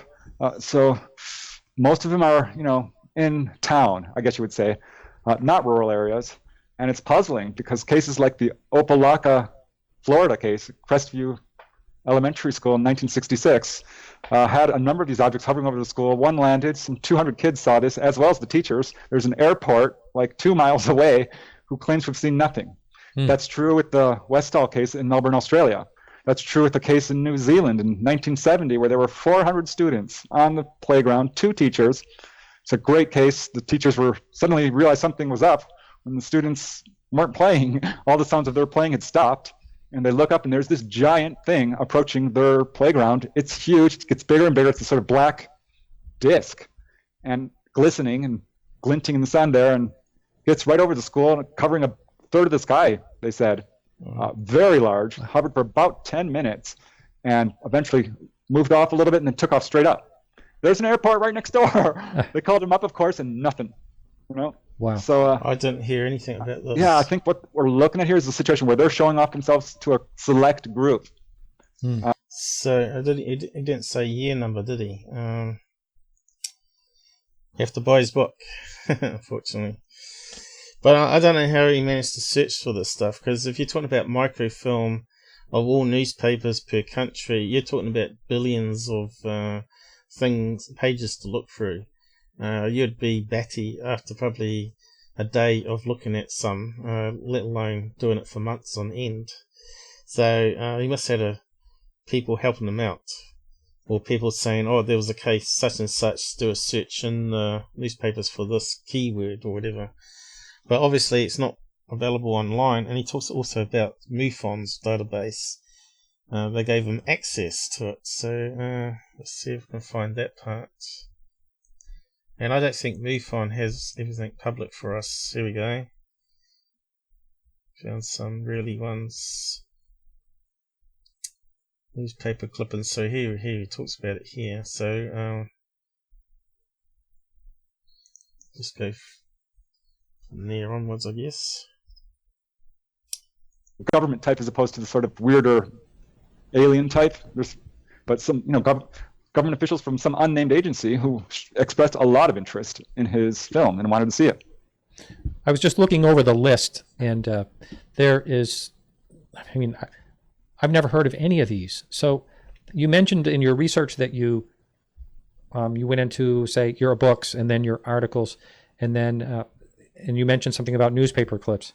It must be so hard to find these. Or can someone actually find a lot of these through the internet? Okay. I cast a pretty wide net. I've got a pretty big library. I subscribed to the UFO news clipping service before there was internet. And I found some really wonderful databases. I tell you, MUFON and NUFORC, National UFO Reporting Center, had a lot of information. APRO, QFOS, NICAP, lots of the magazines. So yeah, I did cast a wide net. I traced some of the cases myself, and was able to talk to witnesses firsthand. So yeah, it was definitely a real research project, for sure. But boy, when I found one of these cases, I'm like, wow, here's this pattern again exerting itself, where this UFO shows up at recess. And these are displays. Clearly, these UFOs are showing themselves off on purpose. Onwards. So that's all I'll play of it there. But that's quite interesting points that I played there throughout. So yeah, we got the full video here. I'll just post it again just in case it's here. Hundreds of school encounters. So me and Rob did 3 lives covering 3 or 4 schools which were searchable online. And a couple of lives back we also found 2 more in UK. So I guess he may have found 2 of those as well. Robert come across it by pure chance from a newspaper page, which if when I typed in the keywords didn't come up. It wasn't searchable. So yeah, it makes you wonder what else is hidden out there that we don't know about. That's not well known. So I thought that was worth mentioning anyway. People may have watched it and knew all that already, especially if you're keen into ufology. Okay, so now we got Linda Moulton Howe on the Black Vault. She doesn't let him get a word in. Whenever she's on a show, she does all the talking, and she's like the one in control. But she is blabbing on about certain things. I think it may be on here. Let me just have a listen. Of magnesium 24, 25, and 26. Yeah. She's talking about her scientists making claims about these metamaterials that To the Stars has. And apparently it come from a guy sent it to Art Bell, these fragments. And Art Bell gave it to Linda Moulton Howe, I think it was. And she's sold parts of it to the Stars. So, talks about these metal discs. Use that as a baseline. Put that cage with the piece that I have from the Army sergeant and the grandfather and all of that. And it ended up, and he kept testing it for a long time for two reasons. He generated a graph because originally I was there to get the isotopic ratio. And that red line at the top shows that the bismuth magnesium piece that we were working with had 11% more magnesium 26 than would be found normal. But 11% doesn't kick it into case closed, extraterrestrial. It's highly unusual. But here was the unexpected. He said, I don't know why. An ion microprobe works by sending an electron down into the metal. Mm-hmm. It's interacting at the molecular atomic level. And he said this keeps emitting 60 times positive ions that I am getting from anything in the normal magnesium that we know came from Earth. He said, I have no idea. Why is your piece emitting positive ions from an electron penetrating into it? And that was part of his report, that it was 11% more magnesium 26 and had this strange ionization. And then later, I asked a scientist, I said, could that have anything to do with a cloaking mechanism? Wherefore, since World War II, we've had so many eyewitness reports, pilots especially, who have seen what they... You notice how much she blinks? She blinks constantly. I just wonder if that's a mental condition there with her. But something's definitely not right with Linda, anyway.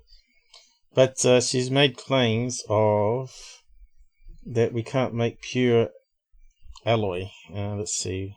Open up the transcript again and search. And she talks about gigahertz, which ain't true either. So let's Control F. Control F. Must have hit something else. Right. Why is it not doing it? I just did it a minute ago.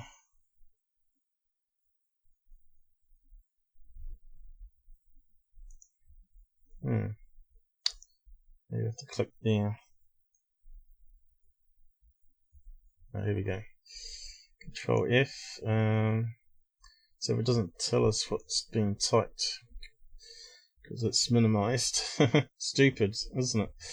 All these little bugs. So we want to look for 99.5. We should talk about that.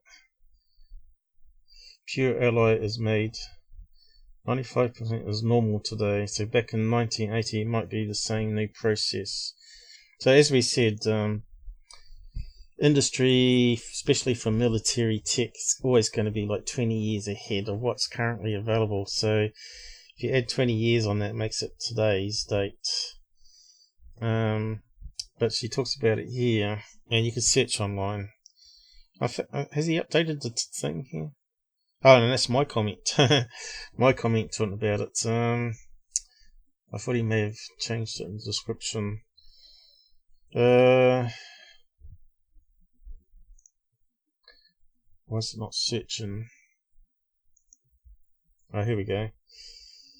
So we'll just play that bit there.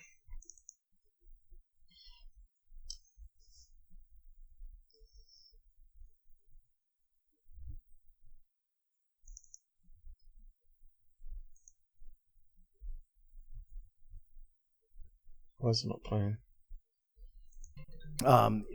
I just wanted to say thank you for all of those messages and phone calls and so on that I did get, because that is something that I truly appreciate. Yeah, John, I want to say God bless everybody, but what has happened on my end is that the beautiful picture of you has been replaced by a black screen with a Wi-Fi fan and a turning circle. Okay, let me go ahead and fix that. I'll go ahead and ask you the first question, get started here, because I think I know what happened. The viewers are seeing it. My phone went off. Of course, somebody's trying to call, and that was the camera that you're seeing. So I'll go ahead and fix that in a moment.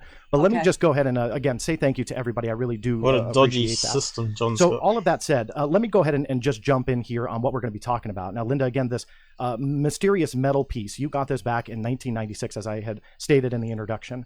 Let me pass it to you. Give everybody a little bit of groundwork here on exactly what people are seeing when they're hearing about this, what they call metamaterial. And I want you to tell me if that's an accurate description.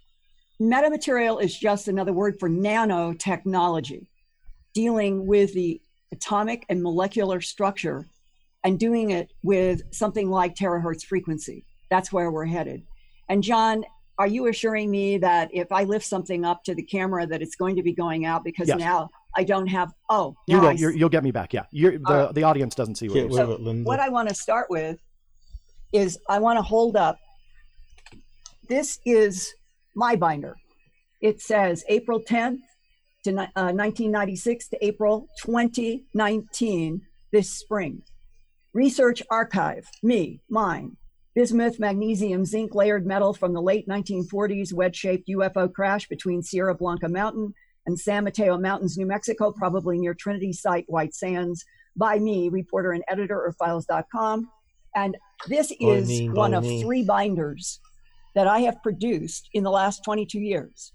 In the SEC filing from To the Stars, when they talk about using the term metamaterials, what they have from me is a piece of the bismuth, magnesium, zinc that we're going to talk about, a small piece, round, a die cut from aluminum.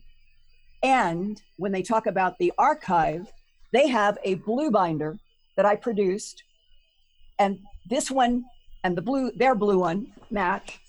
And then this is the original one that I had all the way back. And all of this is... Oh, we don't really care about that, do we? Looks like somehow it didn't go to the right place. Let's see, go back. And I said, I explained the whole story. I was reporting it on the radio. And he said, well, it is interesting. It's 99.5% pure aluminum, and we do not produce in that purity for anything that's out in the public. Okay, that was like gong number 1. Then, when we get so the keyword there was public, but if you type in pure alloy,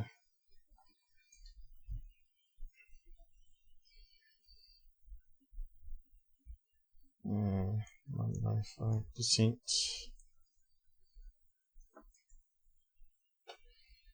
Damn it. Need some new set of eyes.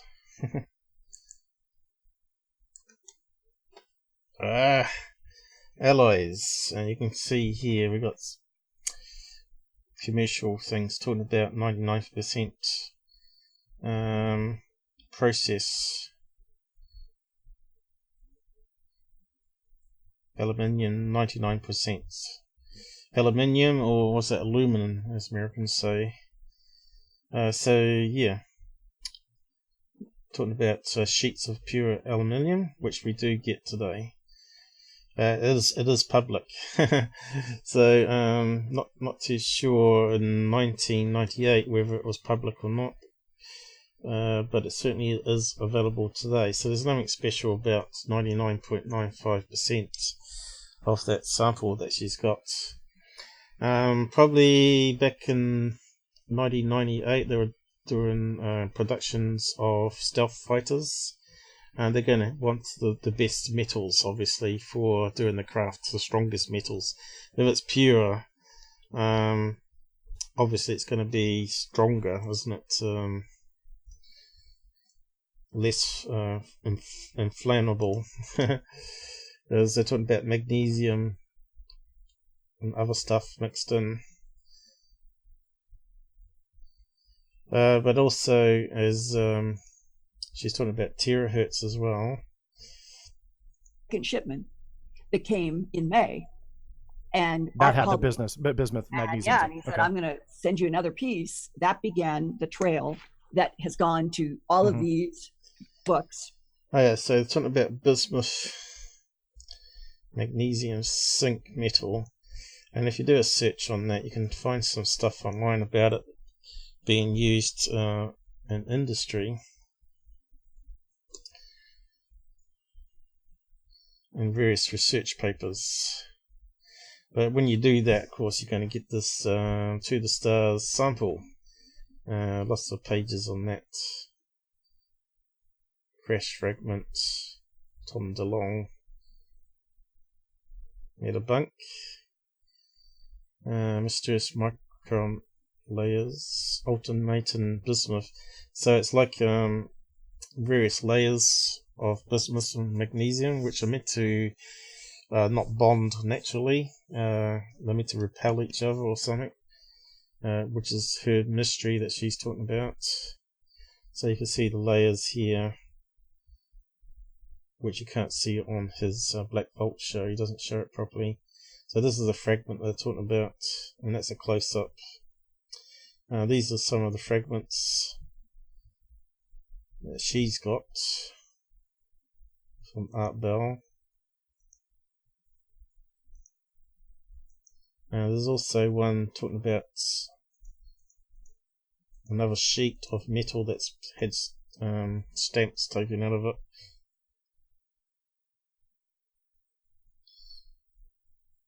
I don't know if I've got a picture here handy of it. Oh, here we go. It's this one here. She talks about this one here on the show, where bits were stamped out smaller than a dime and sent to various labs for testing. So that's where the 99.5% pure business comes into it.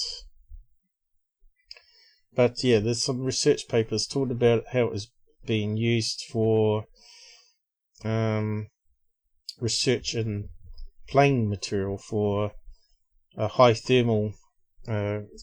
It's resistant to heat, which makes it ideal for sonic planes, hypersonic planes, which get hot from friction. So could it be just like it's some sort of a secret plane that crashed, and this guy got a hold of a fragment and sent it to Art Bell, saying it was alien technology? So it could be one of these highly advanced stealth planes. But then she goes on and talks about it having strange properties, where it becomes lighter with terahertz frequencies, which is possible. Again, that could be part of the tic-tac stuff that we're going to talk about too, and the skin of it having these particular strange layers might be part of that technology where it gets charged and it blocks radiant energy, that flux that we talked about from Tesla, which then makes the mass of the internal structure 90% lighter. So we'll get to that. But yeah, let's see. If we just type in those two things.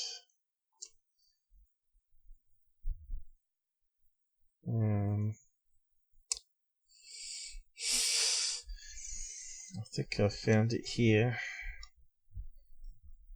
Various government papers talking about bismuth and magnesium layers.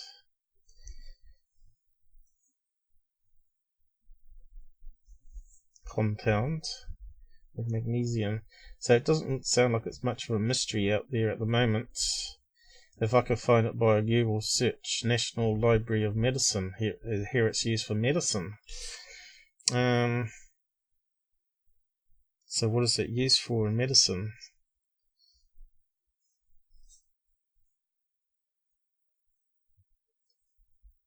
Kind of strange. But this is sort of research you have to do to see if it's out there or not. Is it really a mystery? So I'm not too sure. It wasn't. It's like a summary there. This is a problem with research papers. Structures. Doesn't sort of give a rundown of what it's about.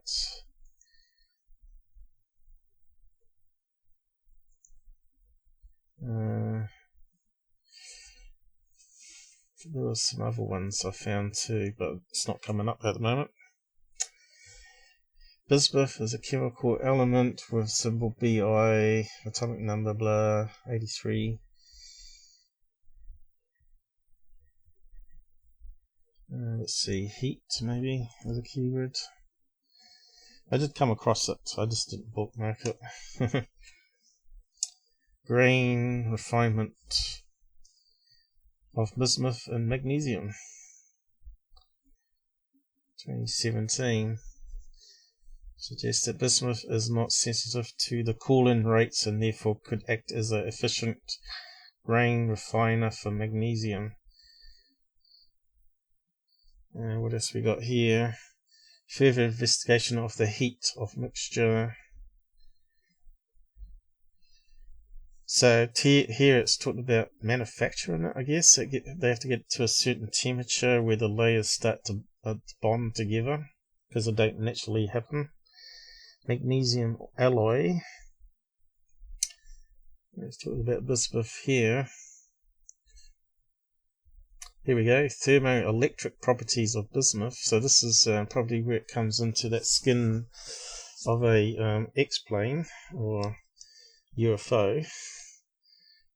Bismuth and magnesium ResearchGate. So let's have a look at that one.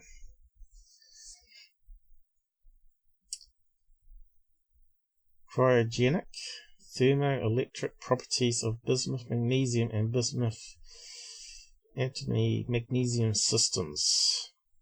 Sounds like a mouthful, doesn't it? There is a need to increase the figure of merit of thermoelectric materials used in low temperature cooling applications.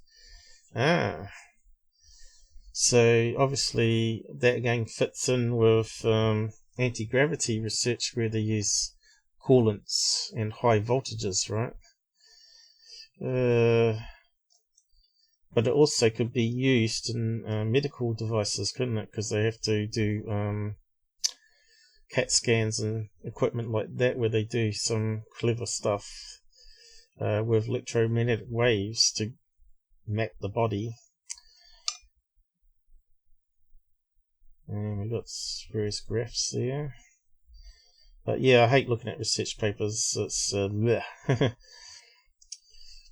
but there again, thermal properties of it and electric properties of it. I mean. Obviously, alien scientist goes on about that a bit, I think. What else we got here? Aluminium, bismuth, magnesium, which sounds like what she's talking about. Request PDF. Effects of bismuth and antimony additions. Bismuth magnesium alloy, so talking about that in manufacturing. Mechanical properties, microstructures, treatment specimens were conducted using blah blah blah. I'm not sure what that is. Library PDF here. Alloy magnesium silicon 6000 alloys. Sounds like sort of stuff they'd be experimenting with alloys, different alloys for planes, making them super strong, withstand high G forces and that sort of stuff. So it doesn't really tie in with UFOs exactly, but it could be still like a stealth plane that crashed.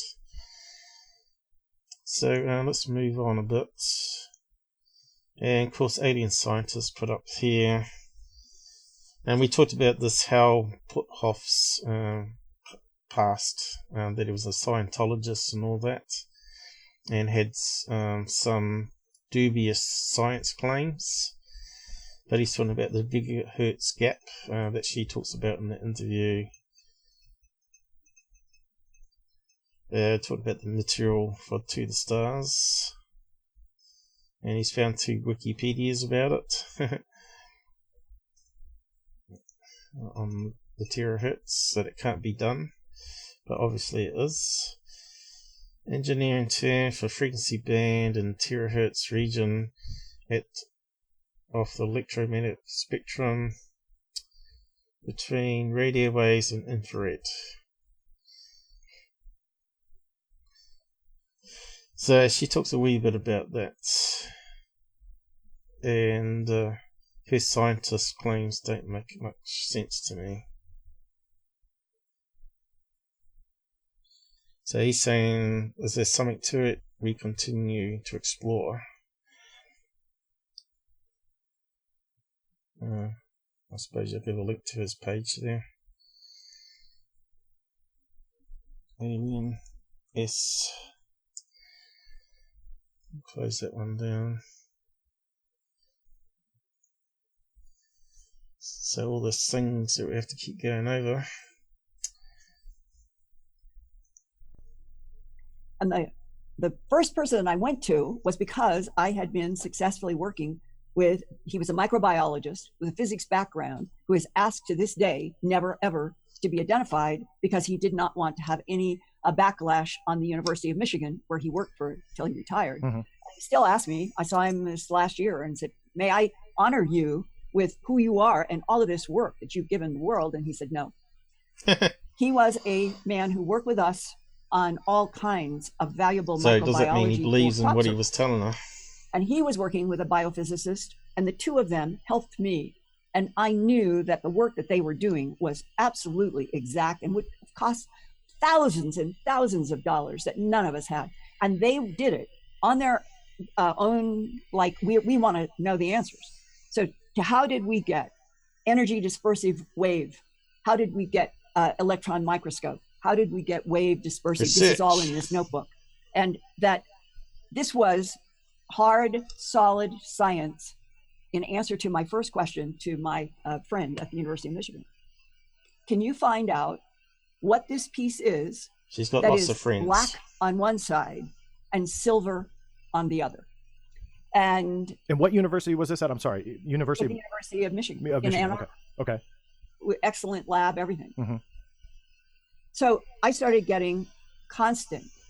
He would send me in 8.5 by 11 all of the spectra that they were doing that I have reproduced in my own book. And oh yeah, plug in the book. Okay, moving on. Oh, she starts showing up these pictures that we looked at online anyway.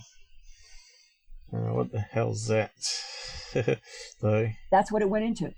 Eric Howry is taking it from me, and you can see inside that cage, that sort of swoopy silver. Okay. That's a slice of one of the bismuth magnesium pieces that went into, and look at the machine that he was in that day at Carnegie Institute. That's in a book. Huge, and he sits in the middle. You're not even seeing all of it.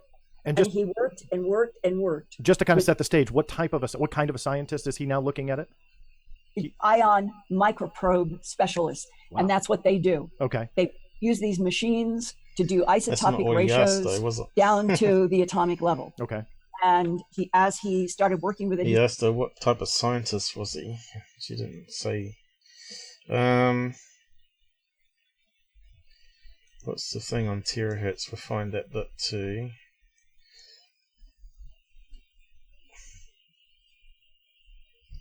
Terahertz.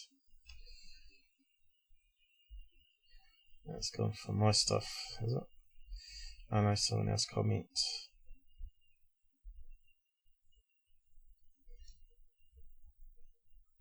Should be up there though.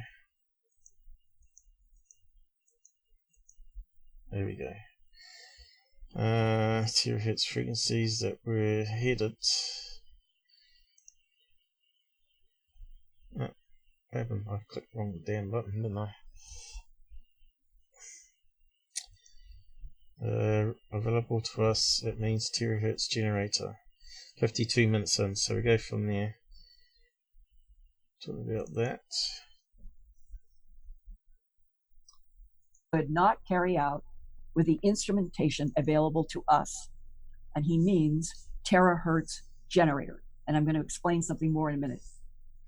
This relates to the observation that the bismuth channels of the size seen in the sample, 1 to 4 microns, half the size of a human blood cell, layered between the magnesium layers of the size also seen, 100 to 200 microns of human hair, closely match, as given in the physics literature of 2012, a waveguide structure that permits sub-wavelength terahertz signals to propagate freely through the waveguide, even though sub-wavelength in size, because that's terahertz. Terahertz are so small. Think about this. If you take the electromagnetic spectrum. So it doesn't really make much sense to her, I don't think, to everybody that she's trying to explain it to. So what is a waveguide? Waveguide. Waveguide is a structure that guides waves such as electromagnetic waves or sound with minimal loss of energy.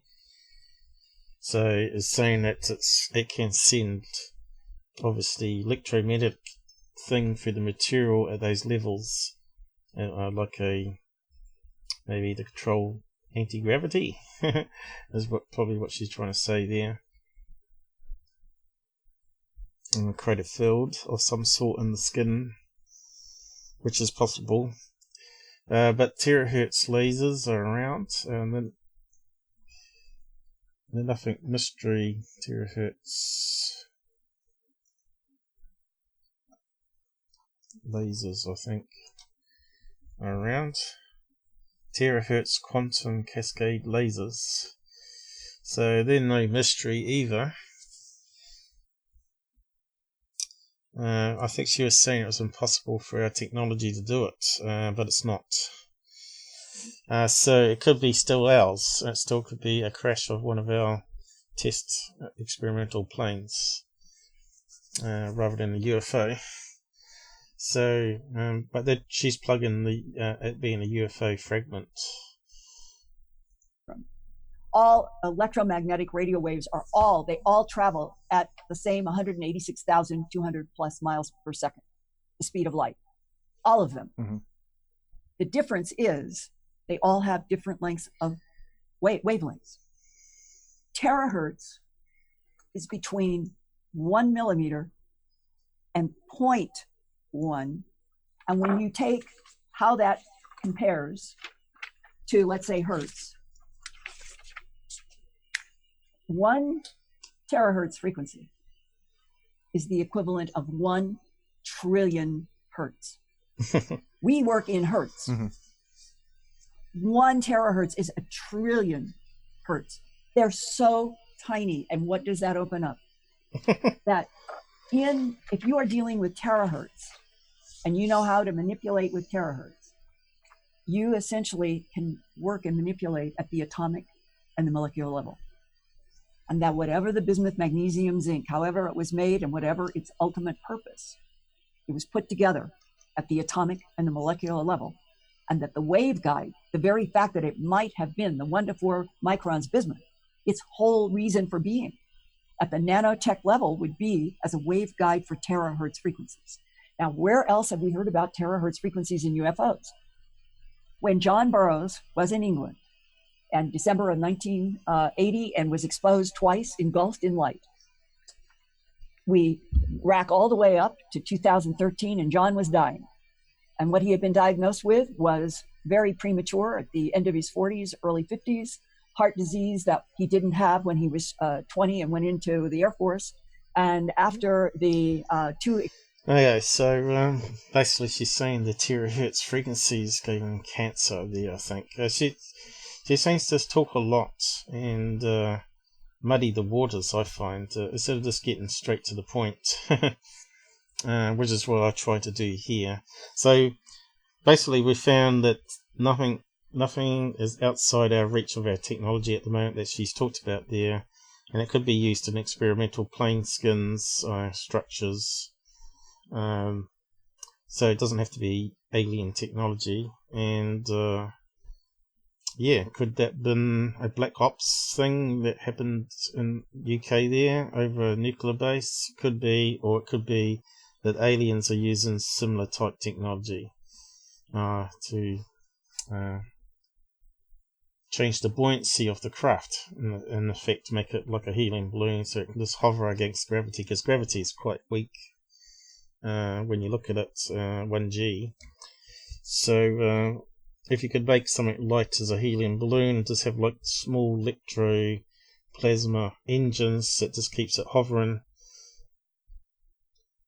or change the buoyancy through the field, which then you could put big small engines on it, which will make that helium balloon shoot to edge of space in a matter of seconds, which is basically what we see with UFOs. So we'll talk more about that, I guess, as we roll on. Me, I want to see something that's way beyond Earth's capabilities. Some material that's made that can't be made on Earth, the structures, you know.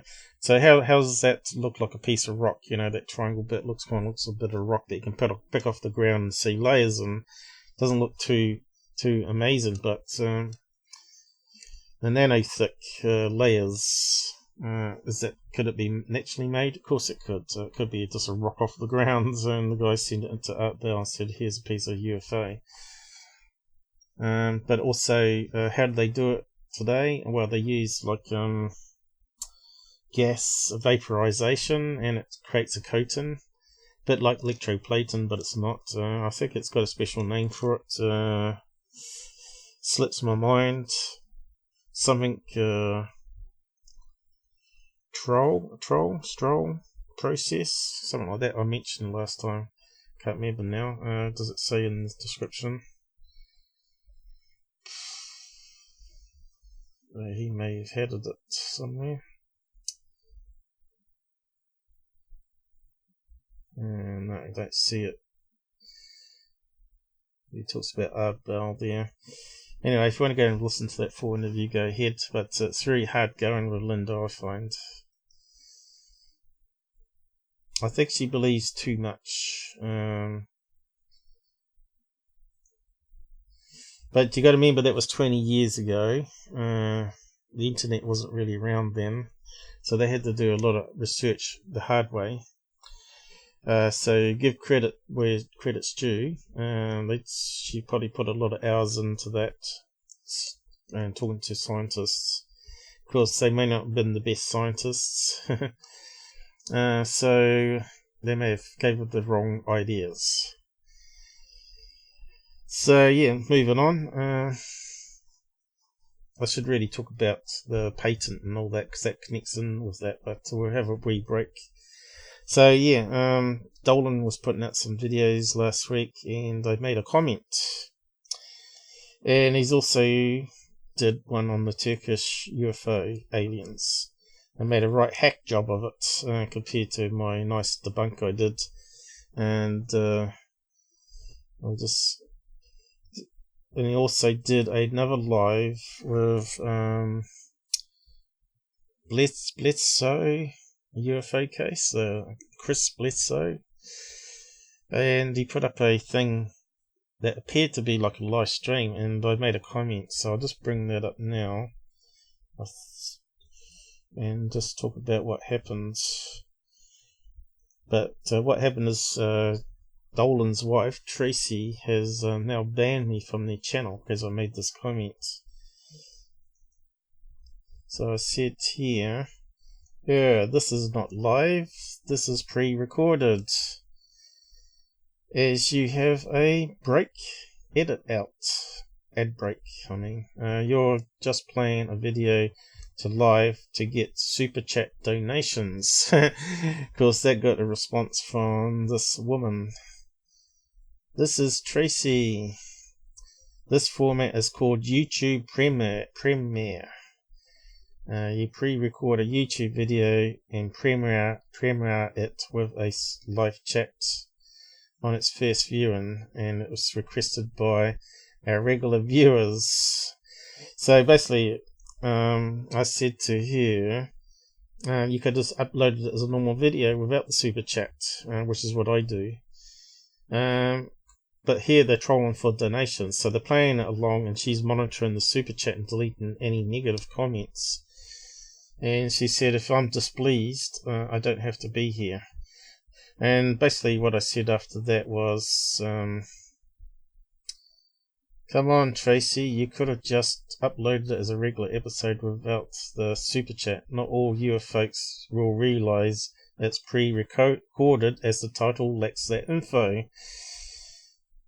And then there was some other ones. Premieres, looks like it hasn't got the more thing missing here for some reason. Premieres, so they can add super chat and collect donation pretty much.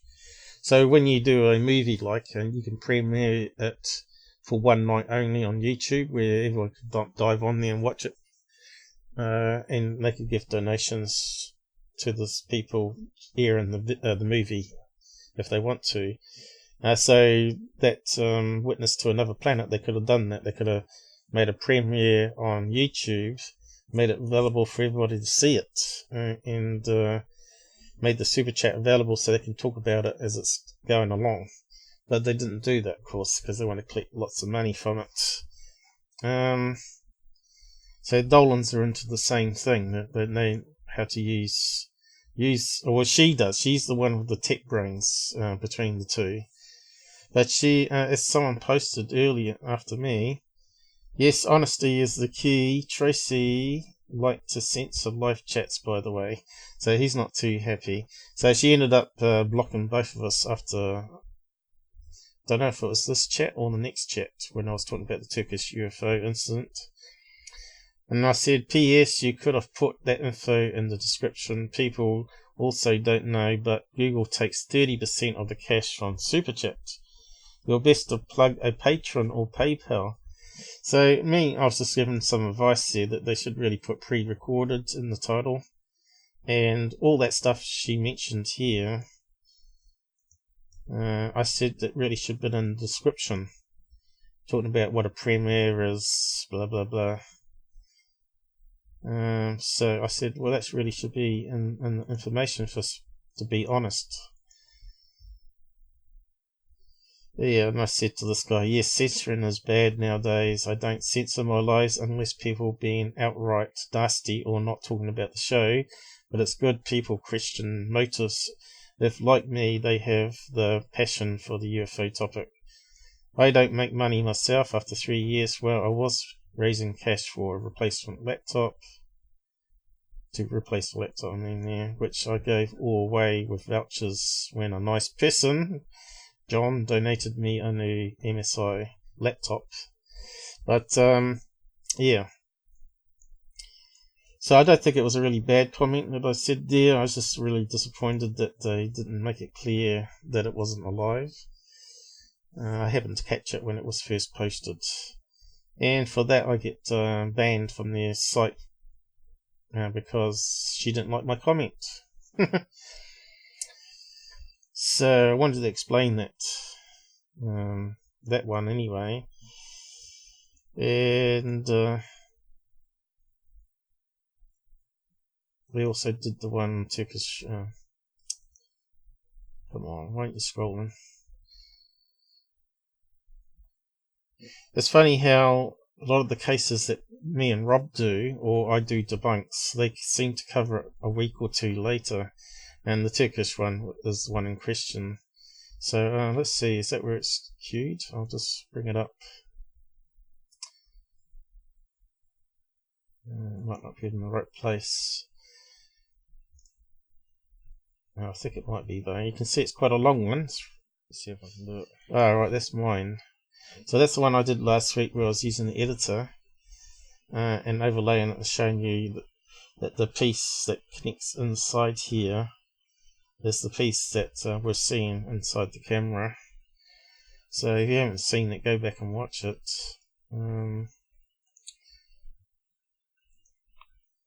Turkey aliens. I'll see if I can find their one where they're putting down debunkers, but they're also saying they don't agree with it being inside lens or outside lens or something.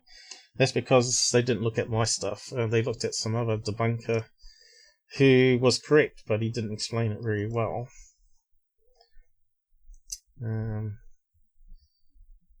Must be this one here, is it? Let's see. Just open that one up.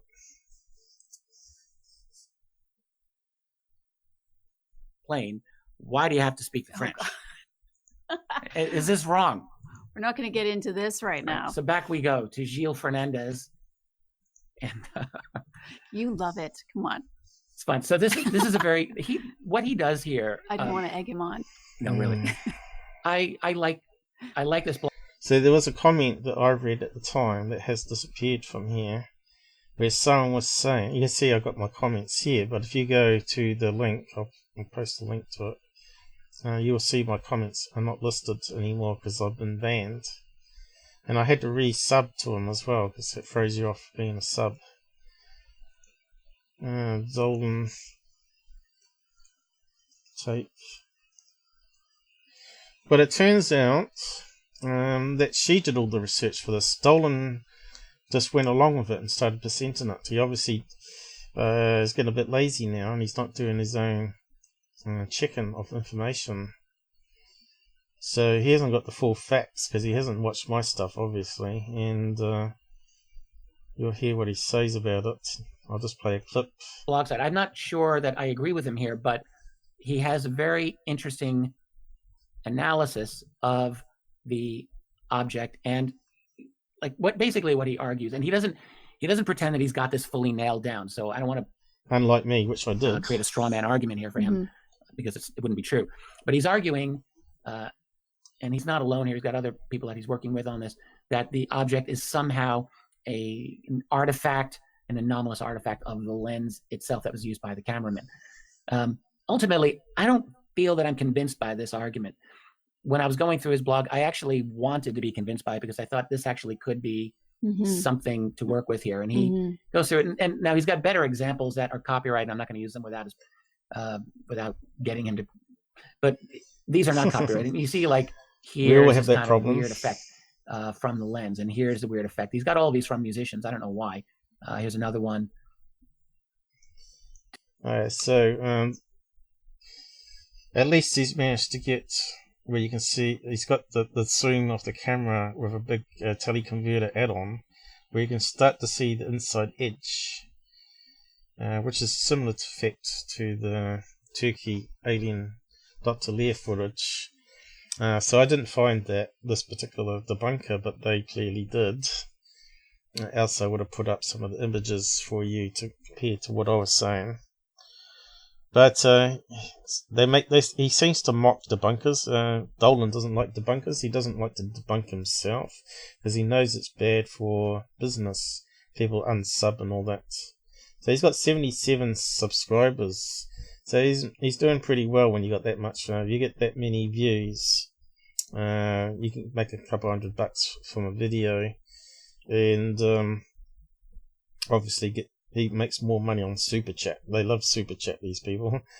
I suppose if you go through here, you probably see various highlighted comments where people donate 20, 50.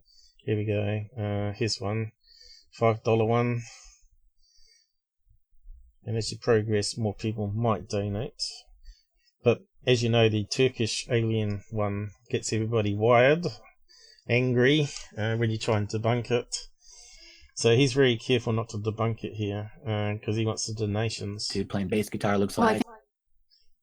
Oh, that's loud all of a sudden, is it? I think they have unique lighting situations. Yeah. It's a good sort of example of light coming from a lot of different directions. Yeah. Actually, I don't know if that's a bass guitar. Anyway, they're playing, and you see the effect around the microphone here, volume from the lens. And here's a very strong one again. And what he just says here on his site, in fact, I'll just read it. Of course, different variables from the type of camera lens, shooting conditions, etc., cause this artifact to take on a different shape and appearance. It's difficult to exactly reproduce the one we suspect, especially the metallic aspect. So he... But I did. Tried to explain it all. I couldn't get hold of the proper lens itself, but I got one that was very close to it. And because it was black, but we want the metal grey, plastic grey inserts. He kind of admits, like, we haven't really fully duplicated this, but it looks suspicious to him. I will just point out, he himself was also not persuaded by the cruise ship argument. The skeptic, and I think he wanted to go there. I think, but because he is a UFO skeptic, but he said it doesn't really it didn't strike him as a very potent argument either. Well, once you get all of the information, we definitely knock that out. It's not a possibility. And yeah, I think absolutely. The ship thing where they were debunking it, yes, I agree, that was nonsense. But there's a $20 one that just come in.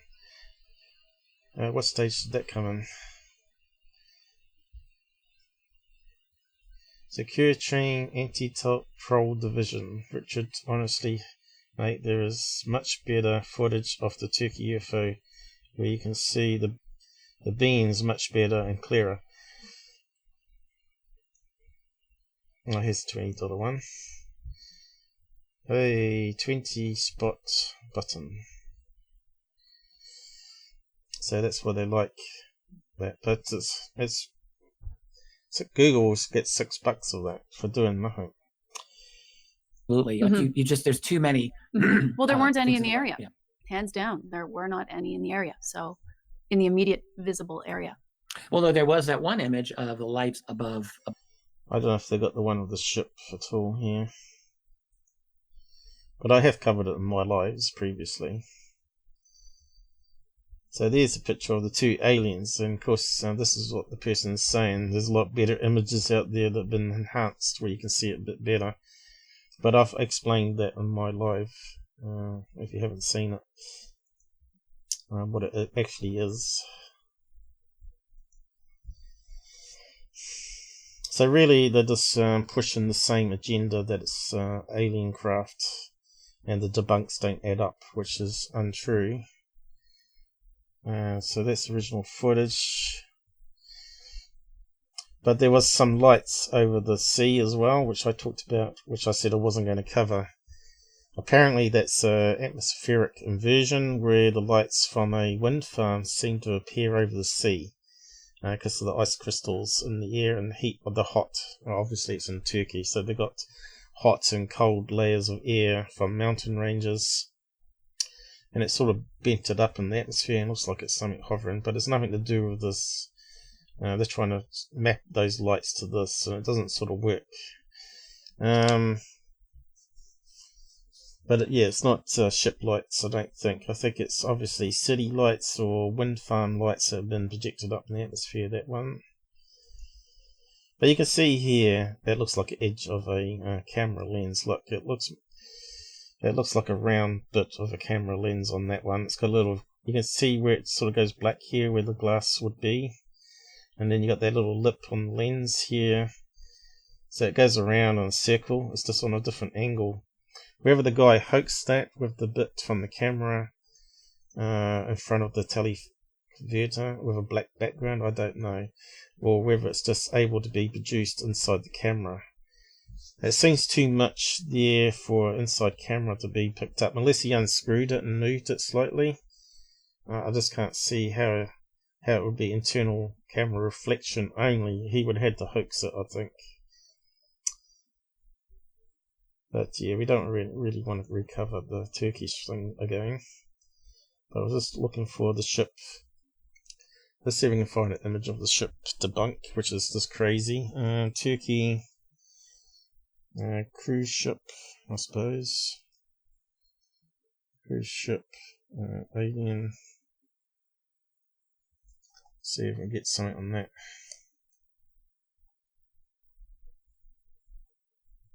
See if we can find the image that they're talking about. Oh, here we go, straight away. So someone's overlaid, which I said was a lens bevel, on a cruise ship. Very badly, because they haven't used transparency on layers like I do. saying it's the front of a ship, which is just nonsense. So that debunk is just useless. So here's a better one, saying it's the top layer there, and the people that you see are walking around. Clearly not even remotely the same, because that looks metallic solid, which would be the same thing for a lens bevel. Could be aluminium, could be an aluminium piece, or it could be one of those grey coloured plastic pieces that you can get. There's another one. Cruise ship again. Here's some better ones of the aliens. So you can see the cruise ship was plugged pretty big here. And here we're talking about inversion. The cruise ship that wasn't seen, but because of atmospherics, you get that Fata Morgana effect, where it projects it about 20 meters above sea level maximum sort of thing. And of course the other side of the curvature where the city is that we're filming it there, it's just all the lights hanging in the sky. So that's how some of those other videos were actually produced. So there's a cruise ship with lights on, saying that was projected up. No, it's a lot simpler than that. So this one's frustrated people, debunkers, for a long time. See, I never bought into this cruise ship one. I thought it was real aliens myself, until I found out about the camera teleconverter that he had, and the parts on it that sort of matched up with the holes. But yeah, you can watch Dolan's full show if you want to. It's posted there on the side. So yeah, I'm banned from them now, which I can't. No one can get if I interject in their wisdom, because he puts out stuff that's not true. Sometimes he talks about UFO cases, calling it a tic-tac shape when it was actually stated in information that it was a bullet shape. A tic-tac is not a bullet. It's tic-tac is only half a bullet. So he's playing an agenda there, trying to push the tic-tac. Has been around since the 1950s, and we have evidence and descriptions, but we don't actually.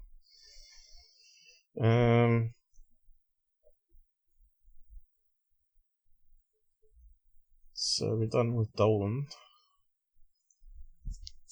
And of course now I got blocked from this guy too. Here's the link that I was looking for. I should have moved on one, but we're done with that now. So this is the other guy, this Deep Prasad guy,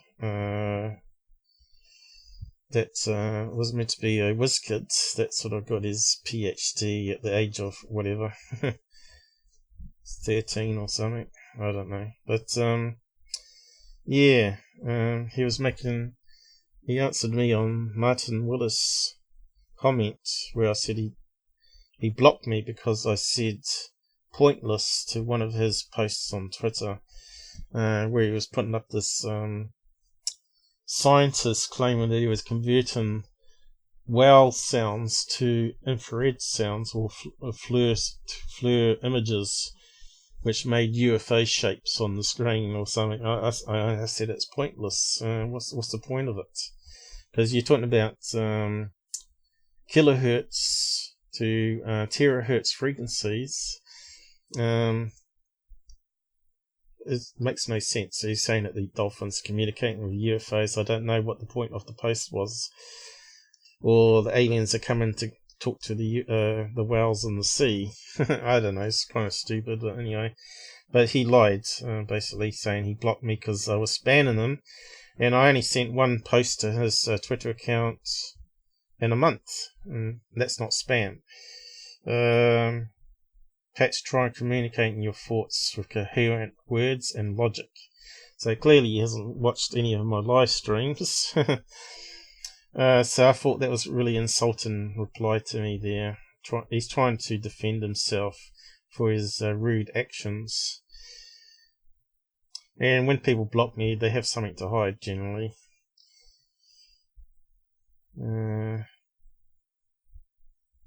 I'm surprised. He was a great dude. I think he's a wee bit. He might be clever, but being clever doesn't make you wise. You've heard the term wisdom comes with age. And I think he's pretty young in the UFO stuff. He needs to really join MUFON and do a couple of years of debunking to be able to get his head around that skydivers are not UFOs, because he was arguing for a long time that the fast tracks videos of coming down with flares in the daytime wasn't them, but they said it was. They posted and said yes, it was us. And it was apparently able to be seen across states, because some filmed it from one state to the other. So they had these bright flares and LED suits on, and he didn't believe it was them, which is kind of stupid, because he's meant to be an intelligent guy. And he also is a Bob Lazar fan, and believes every word he says. Even I can prove parts of what he says is true and parts of it that's not true. And he's another one that's caught up in quantum physics and science, and believes that gravity waves are real, which I don't. And if they did anyway, I've already pointed out million times that Bob Lazar's UFO wouldn't work, because gravity waves, if they existed, we would be detecting them with the LIGO facility that they spent billions of dollars on to try to detect weak gravity waves, and that doesn't. It would be flying off the scale, because it detects minute movement to half a neutron atom, half a neutron particle. So if a UFO was flying above the LIGO using gravity waves, it would just simply break the meter, because it would fly off the scale, right? It'd be like the ghost show where the meter goes up on the EMF and they're saying, we're talking, the ghost is present. It'd be like that. It'd be pulsing up and down all the time, and they'd be trying to figure out what it is. And it'd be a UFO detector if the UFOs actually use gravity waves, which it doesn't. Or, since they don't really detect much at LIGO, maybe gravity waves don't exist anyway, which is what my thinking is. And what they're detecting is anomalies from the equipment, from the experiment, where they got a flaw in the design. Which means, if they don't exist, then Bob Lazar's UFO that's using gravity waves obviously doesn't exist. So I debunk it by logic like that. And I thought this guy would have debunked it too. So either way, if gravity waves exist or don't, it still breaks Bob Lazar's UFO with the 3 pods underneath. So he's telling lies. So just close that one down. So I'm blocked by 2 people. So what's else? Alright, I asked my electronics mate, who's busy collecting various degrees, online degrees at the moment, what he thought about this thing here. So I'll just open it up.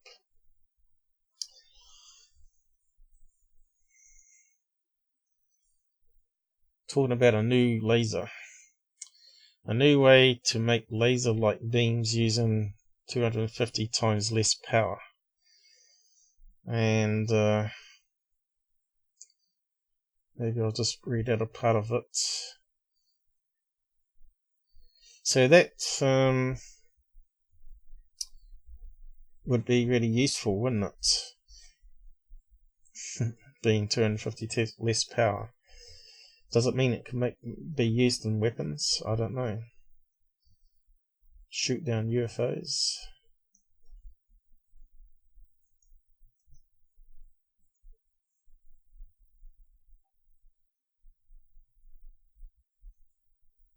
Was it not reading? an arbor with precarious particles called polaritons that straddle the worlds of light and matter. University of Michigan researchers have demonstrated a new, practical and potentially more efficient way to make a coherent laser-like beam. They have made what's believed to be the first polariton laser that is fueled by electrical current as opposed to light, and also works at room temperature, rather than way below zero. Those attributes make the device the most real-world ready of the handful of polariton lasers ever developed. It represents a milestone like none the field has seen since the invention of the most common type of laser, the semiconductor diode, in the early 1960s, the researchers say. While the first lasers were made in the 1950s, it wasn't until the semiconductor version, fueled by electricity rather than light, that the technology took. Okay, so what they're saying there, new lasers. So they're saying it's using electricity, not light. So I asked my mate about it, see if he could work out what they're trying to say there. And it is a claim of a coherent particle being of some type. The particle waves are different than photons. Light can't be the carrier nor the primary type of the emitted particle wave. Emission particles seem to be based upon some modification of LED emitter principle, guessing different doped material plus second surface base plus field operator emitter material. If you apply all the tricks that we have learned associated with light, the different physical properties of the particle waves may allow new applications of technology, or it might be almost worthless for other applications, but all knowledge is useful. So that's what he said. So it's not really layperson still.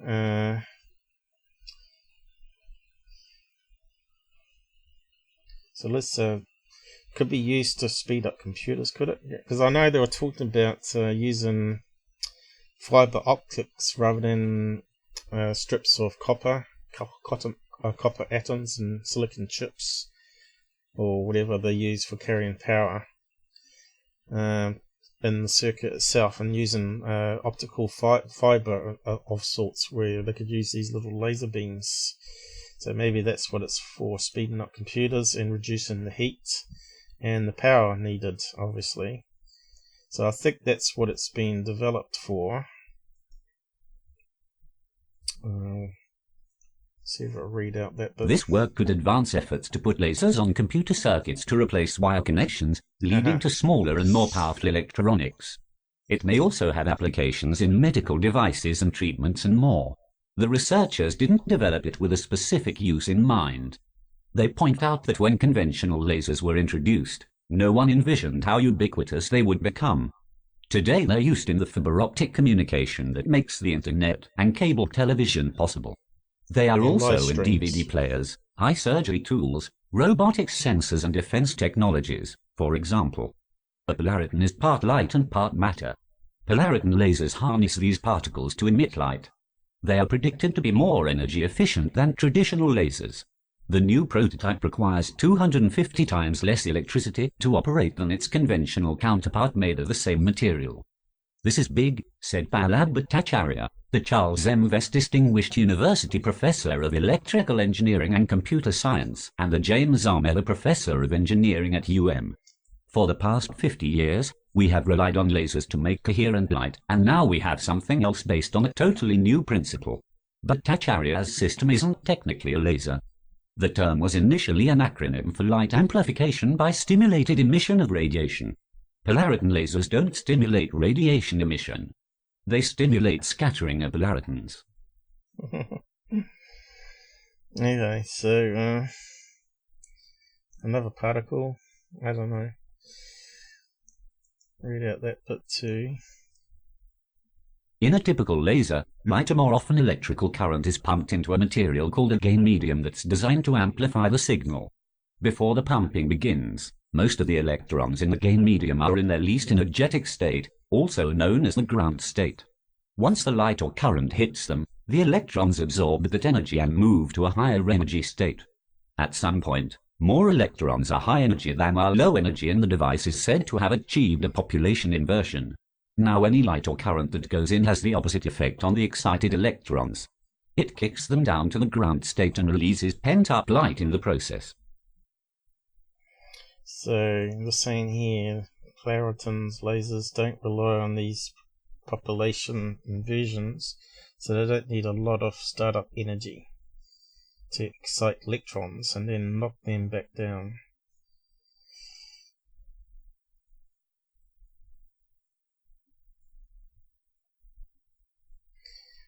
So yeah, you can see here, looks like it's on a silicon chip going down these. So yeah, maybe we're going to get really fast laptops eventually. Another 10 years. We might have 128 cores and it's running off less battery and doesn't need so much fans. That would be good. Whether it's going to be used to shoot down UFOs, I don't think so. We're looking at silicon chip levels here, I think.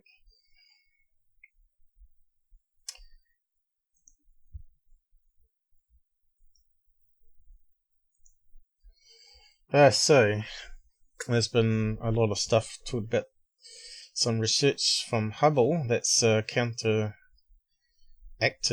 or bringing up flaws in their science to do with the expansion or inflation rate of the universe. This article here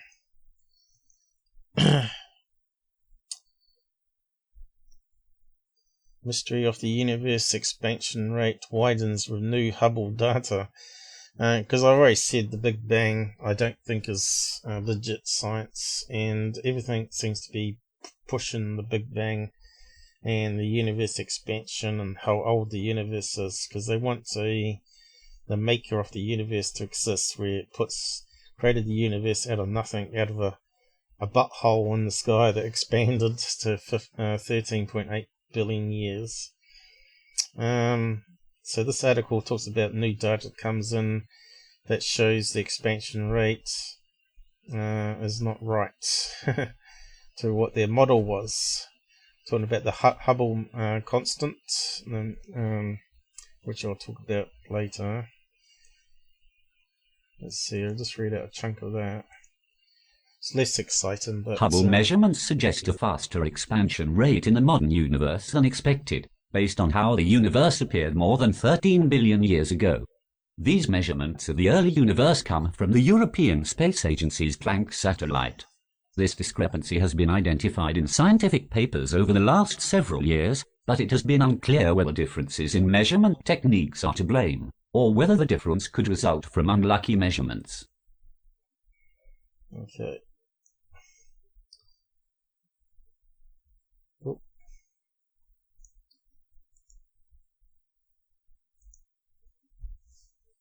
The latest Hubble data lower the possibility that the discrepancy is only a fluke to 1 in 100,000. This is a significant gain from an earlier estimate, less than a year ago, of a chance of 1 in 3,000. These most precise Hubble measurements to date bolster the idea that new physics may be needed to explain the mismatch. The Hubble tension between the early and late universe may be the most exciting development in cosmology in decades, said lead researcher and Nobel laureate Adam Rice of the Space Telescope Science Institute, SCI, and Johns Hopkins University, in Baltimore, Maryland. This mismatch has been growing and has now reached a point that is really impossible to dismiss as a fluke. This disparity could not plausibly occur just by chance. So, here we go. We've got a lot of fighting going on in the science world that wants the Big Bang to be real. Don't think we need to read out any more of that, but what we can do is we can paste it inside for you to have a look over. Flaws. Big Bang. But as I said a couple Sundays back as well, that they had another one where they measured some object out in space, like a star or something, that was moving faster than light. When they took, I suppose, a series of pictures that had moved. So, does it mean the speed of light's not a constant as well? Or is that a flaw? Or is our science wrong? So, I think our science is going to be really, really challenged and changed in the future.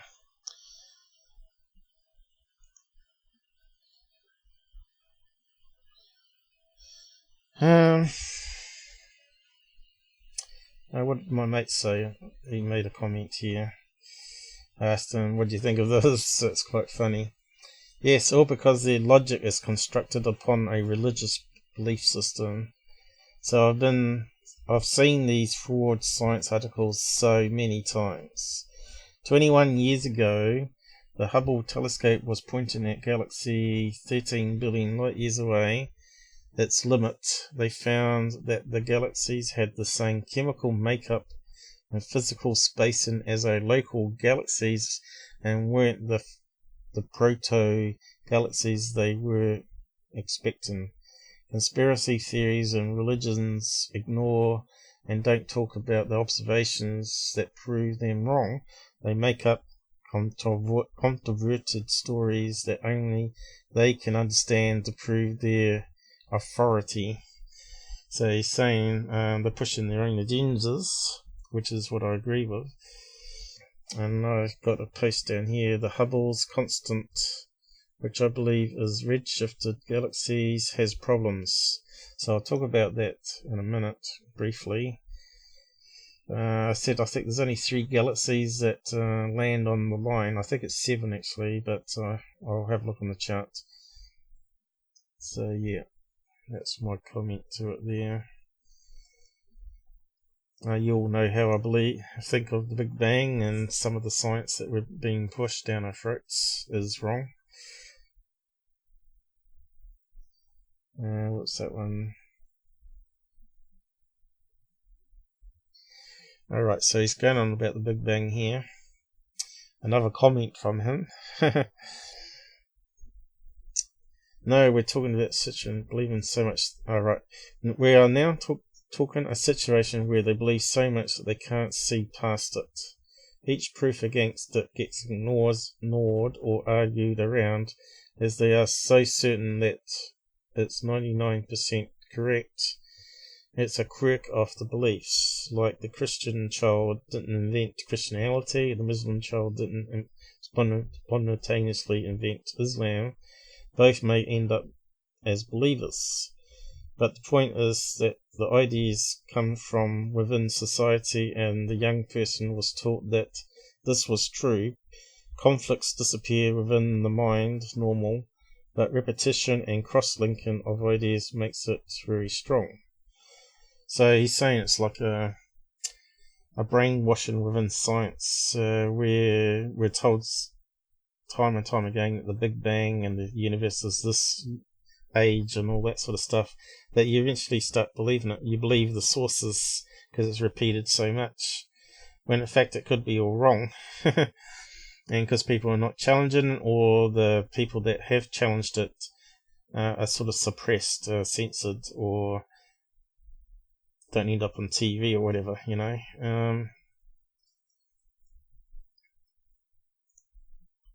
So this is Hubble, smoking a pipe on the side here. So I'll just read out a chunk of this one here about him.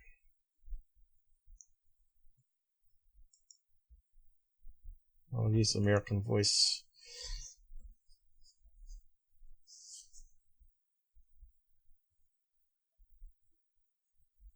No, that one's not going to work.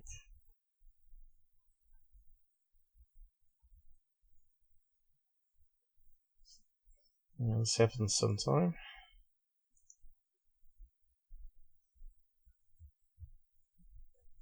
Their website might be down.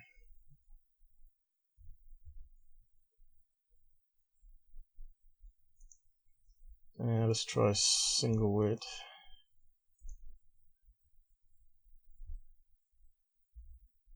Edwin Hubble. Right, finally.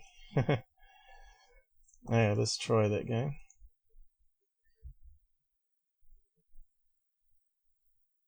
Edwin Hubble was an American astronomer who, in 1925, was the first to demonstrate the existence of other galaxies besides the Milky Way, profoundly changing the way we look at the universe. Later, in 1929, he also definitively demonstrated that the universe was expanding, considered by many as one of the most important cosmological discoveries ever made, and formulated what is now known as Hubble's law to show that the other galaxies are moving away from the Milky Way at a speed directly proportionate to their distance from it. He has been called one of the most influential astronomers since the times of Galileo, Kepler, and Newton. But it seems that he might be wrong with the latest research. So he goes on a wee bit about him there. So I'll just paste the link there if you want to learn more about the guy, because we'll just have to skim through this. Hubble. So that's the Hubble constant comes in, where he talks about redshift in the color spectrum means they're moving away from us. But it turns out, if you have a look at the charts, this is his constant. Now the dots are galaxies that are meant to be redshifted, and you can see there's only 1, 2, 3, 4, 5, 6, maybe 7 galaxies that go into that middle line, and that's probably standard deviation there, I guess. But you can see there's a lot of galaxies way slower and way faster moving away from us, and it's all over the place. And if you have a look at so I don't know how they can get that to be a constant. So they call these ones outside the range to be anomalies. And if you have a look at this one, it's even more way crazier. Looking at quasars.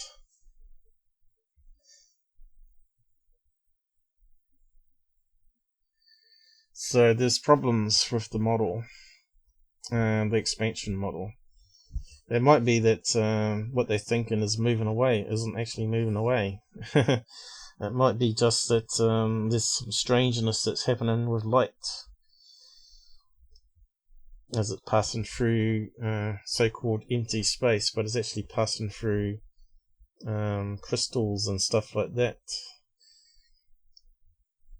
But they've measured the lights and the chemicals from various galaxies using these telescopes, and they don't seem to be moving at a constant rate at all.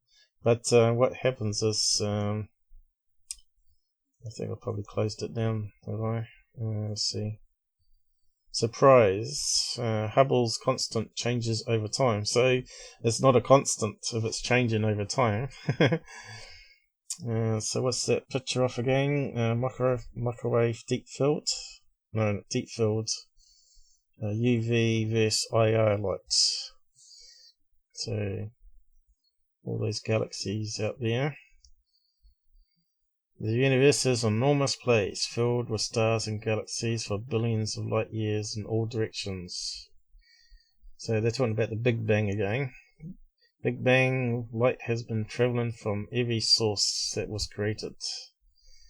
But light doesn't simply propagate through space between where it's emitted and where we are today. The fabric of space itself is expanding. So here we go, we've got the diagram again,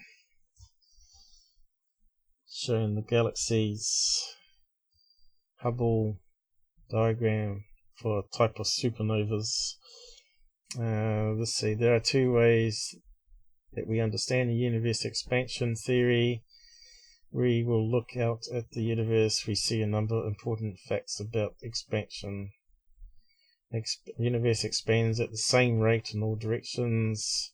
The more distant a galaxy, the faster it recedes from us, and this is only true on average.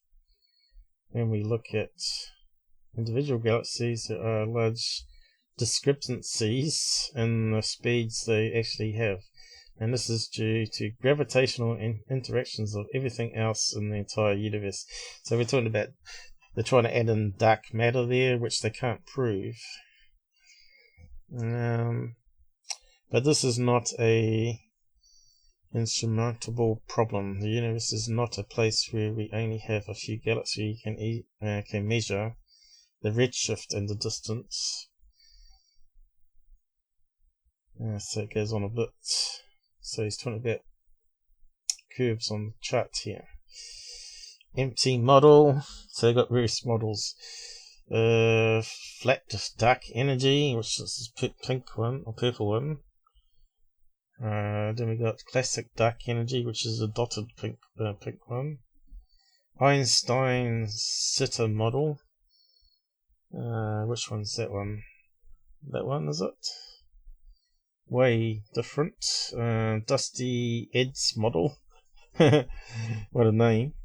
Close matter only model. Way over past their one. So yeah, all these different expansion models, crazy stuff. I'll leave them to it. Oh, that one's blurry. Makes my eyes go funny, that one. Alright, now it's coming. What's we got here? Energy density, log time, radiation, neutrinos, matter. Whoa, I guess over your head, doesn't it? Okay. And then we got this one here. What's that? Venus? No, not Venus. Jupiter. Local motion.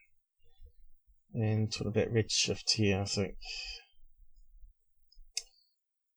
Expansion of the universe. So it's saying there, if it's not expanding, if it's moving away, the light frequency changes, and so on. So they're putting this dark energy in there, but they can't prove it because it exists out there. It's all a theory, and it hasn't been proven, and it's got more holes in it than Swiss cheese. Fractional energy density. How much of the universe energy is in? And that one's got dark matter and all sorts of stuff down here. Another PhD astrophysicist. What's that one?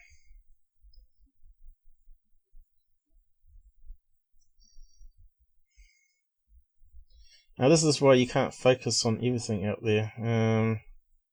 You have scientists that look at a certain region and have blinkers on, and they can only look at the stuff that they study, but they're no good at anything else outside that. Yeah, they're no good at making it really easy to understand, I don't think, anyway. But yeah, have a read of that one. So Hubble's constant is not constant, is basically what we found out.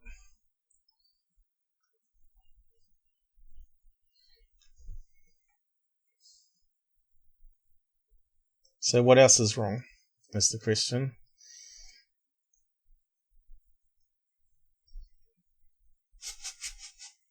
Not sure. Oh yeah, I can't share those ones because the link's too long. Okay, so that gets us on to the next topic. We're getting there, and time's flying past, isn't it? 3 hours coming up. So this is about this guy here. I'll just read out the blurb. From a channel I've only just heard about called Hidden Truth Show. Now, that's a red flag in my book straight away. And it's only got less than 6,000 subscribers, and yet this whistleblower has chosen his channel, which is a bit suspect. But anyway, I'll just read out that. We reveal perhaps the greatest scientific discovery in human history which, up until now, has been kept secret. Former US Air Force intelligence specialist Mike Turber discloses that the tic-tac-shaped UFOs recently shown in videos released by the US Navy are in fact US aircraft able to fly at speeds at least 10 times faster than anything achieved before because they have learned how to defeat gravity. Turber hints he has actually flown in one and states Trump flew one to North Korea to impress Kim Jong-un.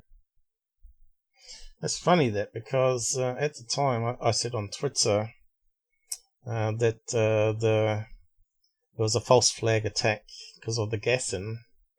What they bombed wasn't actually what was producing weapons anyway. I believe as well. Turned out it's on Jimmy Dore's show anyway. He talks about it being a false flag. But after that, remember North Korea changed their tone after that false flag attack, and they were talking about his button's bigger than his for the nuke button, and his one works well, North Korea's doesn't. So he's saying here that they flew one of these specialized craft using tic-tac technology to fly to North Korea and go straight through all their radar technology and all that, and knock on his front door pretty much. Hover above his palace, I suppose, and beam into his bedroom and say g'day. That's what he's claiming. But yeah, it sort of fits, doesn't it? So I just wonder if this special intelligence guy is actually following my channel, because he talks about the tic-tac patent and a lot of stuff I've been talking about over the years with the Tesla stuff. So yeah, it's good, interesting video. It's 2 hours long though. We'll just play a clip of it and I'll post it down the side. So he claims that he travelled in anti-gravity craft, and I'll go over that, whether it sounds feasible or not. We know the tic-tac, he couldn't be in the tic-tac because it wasn't even as high as a fighter jet, and you can only fit people laying down in the tic-tac or sitting down, bumping their heads, pretty much.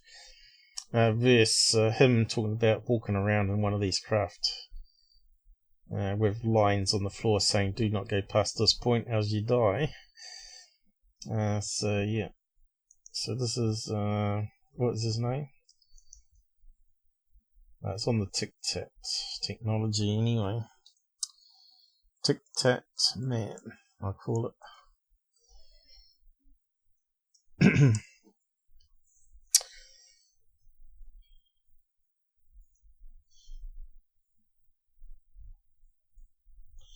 Now, when I watch this stuff, I watch for the body language. 125 that do.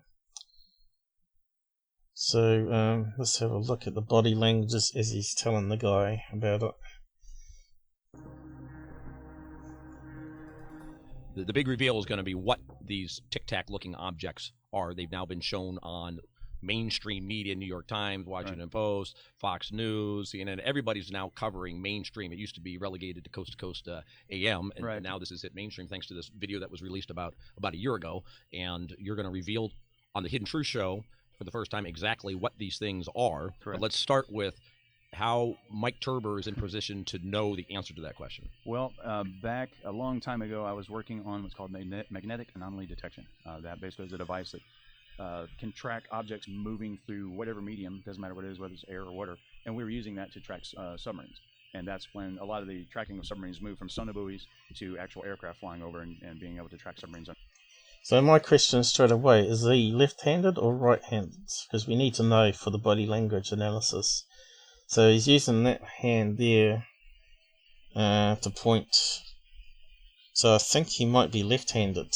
What do you think? Is that cut placed so it's sort of going to grab with this hand? Don't know. So if anyone out there knows if this guy's left and right-handed, let me know.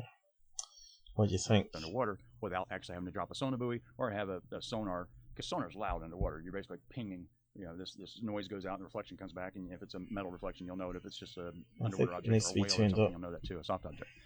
So magnetic anomaly detection, which is MAD, is what they utilize primarily to this day to track submarines. So what was happening was the Soviets were trying to determine or to build submarines that would get around that. So they were going quiet. Everybody remembers the movie Hunt for Red October.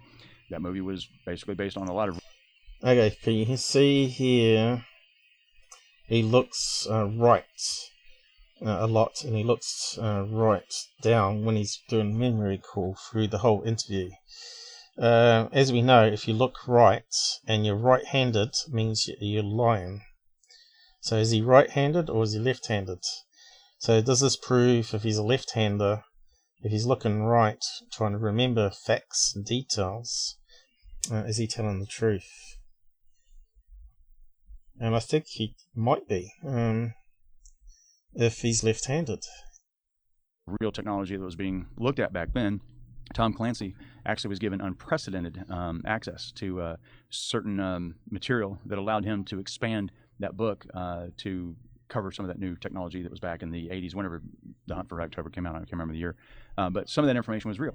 And to this day, some of that technology is still being utilized by both us and the Soviets. They have the fastest craft underwater when it comes to submarines. They also have the fastest torpedoes, kind of. But why do they have faster submarines and torpedoes than we do? Well, they just developed that technology a little bit more. We didn't. For us, speed wasn't necessarily the what you needed to have to go to war. You needed more missiles on board. You needed to have your ship be able to be more responsive, stay underwater longer.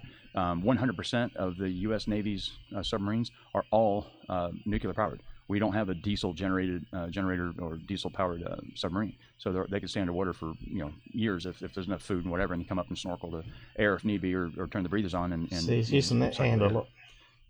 So, and you said that you utilized this technology. This guy's right-handed. Yeah, that's what I was trained on. And then what was your position at the time? Back when I told you before, I was electronic intelligence operations. So you can see this guy uses his right hand a lot, so he's right-handed. But this guy uses his left one. Is that a sign that he's left-handed? And when I worked in, which the old code was 20530, 20550, and 20570, it's basically the two last two numbers giving you a different level of like up to superintendent. And this is with Army? Air Force. Air Force. Air Force. But I quickly got out of that. I was recruited into other places, and I started working on different projects after that. So you looked over here. The reason why I come across so much different information, which borderlines bizarre after a certain points, like how much can Mike possibly know about all these different subjects? And basically it's because I was bounced around quite a bit. I was put into different areas because I had different skill sets that allowed me to work in different areas and basically meld into whatever they needed me to be at that time. And a lot of times information would come across, come my way, and I would see it. And I have a very good memory, and I would remember it. And if necessary down the road, I could recall it, which is why I'm here with no notes or anything like that. And by the way, was MAD at the time considered some type of super secret technology? No, MAD wasn't, but there's some other underlying technology that was behind it that was not readily known. The Earth's magnetic field had been completely mapped, and anytime an object would move through it, they were trying to move MAD from an aircraft to a satellite. And essentially, they're trying to remove everything to satellites. Because is it now satellite? I'm not going to answer that one, but we'll just say that most likely the case is that platform has been moved. But MAD is still used to this day in like different aircraft. See, the Navy has. Every time he's looking for facts, he's looking this way. Still utilized. It's got to be left-handed. So you're utilizing that technology, and that leads into. That kind of led me. It actually leads me away from it for a while. For a long time, I was out of that mix. I wasn't in the Air Force anymore. But if he's right-handed, that means he's lying. He's fabricating the story as he's going. But yeah, it goes on a bit. This one where he's talking about flying across America, and the tic-tac. So I'll just play a wee bit more, talking about the tic-tac. Anymore, I was doing contracts, various things. I would be called in to perform certain tasks. And one of the this is kind of weird. This is going to kind of mix into something else. One of the tasks I was mixed into was to utilize information resources that were put to me for a roundtable meeting. We'd sit around and we would basically brainstorm and try to figure out ways to make things work better, function better. And I found myself being able to do that quite well. I would go into a facility, I would test their security, I would test whether it was their didn't matter if it was electronic security or human security, whatever it was. I was able to manipulate myself or the objects around me or things around me to get me to where I needed to go. It's basically penetration testing. So I found myself being. I'll just give a bit.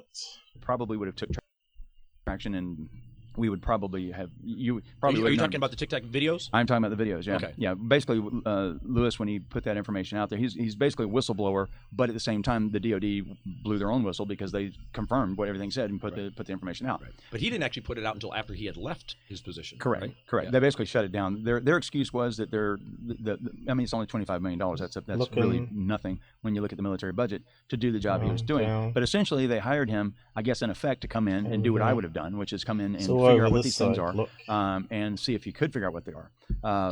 And that's where we lead up to the situation that happened with the Nimitz off the coast of San Diego down here. Mm-hmm. So, well, what was this? You said at some point, I was going to point out something. I don't know if this is relevant or not, but I was reading when they're talking about this allocation of money that was given to, as a result of the Harry Reid bill, that there's a guy named Robert. All right, so they go on a bit here about the technology. He was talking about the patent, which I'll talk about, and let's see if I can find it. Do a search. It's quite interesting. It's a really interesting interview. Whether it's true or not is another thing.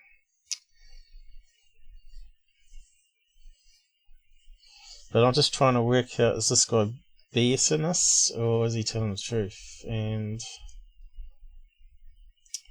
it's going slower here. Being Sunday, everybody's jumping on the web, I think. Here we go. Search. Make it bigger. So he's talking about patent. 35 minutes in, that's handy.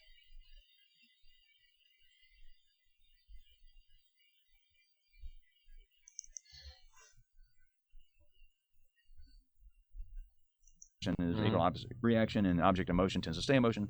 All these different laws that are basically thrown out the window, and that's effectively what you have. So I read a lot about this on this patent that we found that you said that you've heard about but haven't seen before. It's a Navy patent. Right.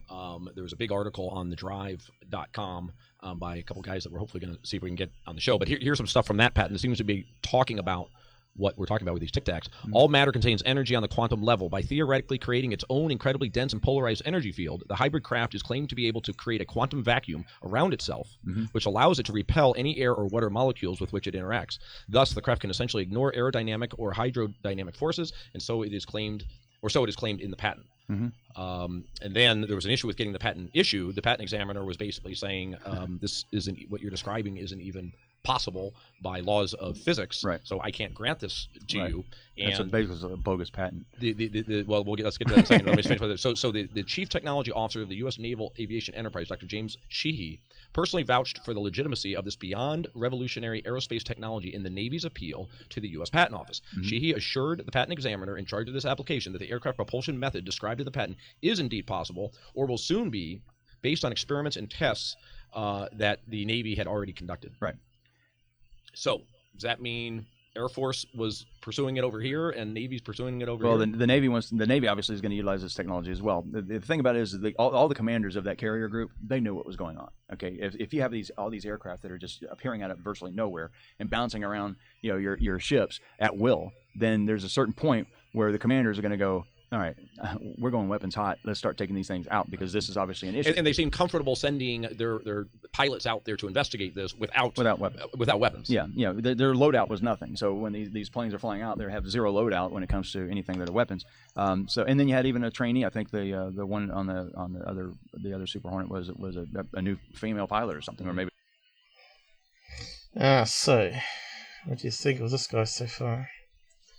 The Tic Tac appears white because it's a negative for the pilot to see it. He's talked about it having cloaking technology and cloak from radar. There's nothing more than heat signature of a jet or drone filmed on a gimbal. But if you can create a cloaking, you can also create infrared signature on the skin of the craft to make it appear to be something else that it's not. In this case, a signature of another jet on thermal, you see. Because this is what this guy's talking about. A lot of the stuff, planes or science in it, It's pretty much spot on. He's talking about the B2s being $1 billion, and if you look at his body language, he's always looking this side or rolling his eyes down this side, which normally would be fabrication of story if he's right-handed, but I think he's left, so that means you have to reverse it. But if someone can find out for sure and let us know, then we could say, haha, we got him on the body language side of things, whether we can verify him or not. But he goes on and talk about this app whereabouts is it? Probably have to search for it probably. Let me just search for that. Where he's trying to say he was aboard one of these crafts using this technology. Google. Here we go. Look at Google Maps. So about there, 60 minutes in. He talks about that he could travel from one side of America to the other in less than, or just over an hour or something. So let's have a see if we can find out what that is. Because now we've got some facts to go by. The problem, though, is that it's quite easy to fool Google Maps. As you know, you can get plugins where you can create a fake location. And so this means nothing. He's just proven it that he had the phone on him when he was moving around the country. And there's no way he could have travelled from one side of America to the other in just over 1 hour without being this new type of technology. Hypersonic technology, where it accelerates at 1G so humans don't get killed inside it, and it gets halfway and starts then decelerating to slow right down before it lands. So we'll just play a chunk of that in there. This is all built up. Don't worry. I'm looking at Google Maps, and I'm looking at our address here in Encino. Yeah, so this is real maps. Okay. So back out of that, and then go to my timeline. Hit done. Mm-hmm. Okay. And then go to the top left hand there and go to the timeline. Okay, your timeline. Mm-hmm. Okay, I'm on Google Maps. Yeah, your timeline. Just go back, like you can see how I got here today. Okay, you went 65 miles in an hour and 25 minutes. Are you serious? Huh? Okay, that's great. So we'll be 1 minute off. 65 miles an hour and 25 because you had said an hour and 24 minutes, right? Yeah, so I was moving pretty quick. So now what we're going to do is hit today, and we're going to go back in time, and then scroll back. You're going to just slide the calendars back. You mean back to a prior month? Yeah, you're going to go back to November. No, hit that again. No, go back to timeline. Timeline. Okay, hit today. Hit today. That's now the calendar. Just scroll the whole thing this way, which is going to take me to September. Yeah. Now keep going until you get to November of 2017. Okay. November of 17, which was a big month for UFO people. Okay. Hit 17. Do not actually verbally state what you're about to see. Okay. But we're just going to see your reaction. Okay. So this is just me that day. I'm traveling around. I was told I was, to go get some things and whatever. So I traveled. You can see the places I went. Okay. Now, I'm seeing where Mike was on November 17th, 2017 on this map. Okay. I'm going to speed up these guys. But not the location. So it says that you were driving, not flying, right? 2,200 miles in an hour and 24 minutes. That's the hour and 24 minutes. That's the hour and 24 minutes. Yeah. And you can go to the top and go to the actual. And the top shows a grand total of 2,300 miles. So keep zooming in until you see where I ended up. Well, I already saw. Yeah, you saw that one. I saw that. Yeah. But can we say it's on the East Coast? Yeah. That's all we can say? For now. Okay. So you went to the East Coast on November 18th. My birthday. According to Google Maps. Oh, is your birthday? Mm-hmm. November 18th is my birthday. Happy birthday coming up. Wow, you went to the East Coast on your birthday. Or driving. Or we'll say my phone did. whether or not I want to admit. By the way, is driving correct? Get on driving would not be correct, but I think that there's a certain speed parameter that once you go over it, because you can go to like when I went to Florida. It's like a David Blaine magic trick, and it's like I want to replay the magic trick and see it in slow motion. So see if it changes in between. I'm going to go back to November 17th. No, the 18th, right? Hit the down arrow key again. You go to the date and hit down, and the calendar comes up. 18th.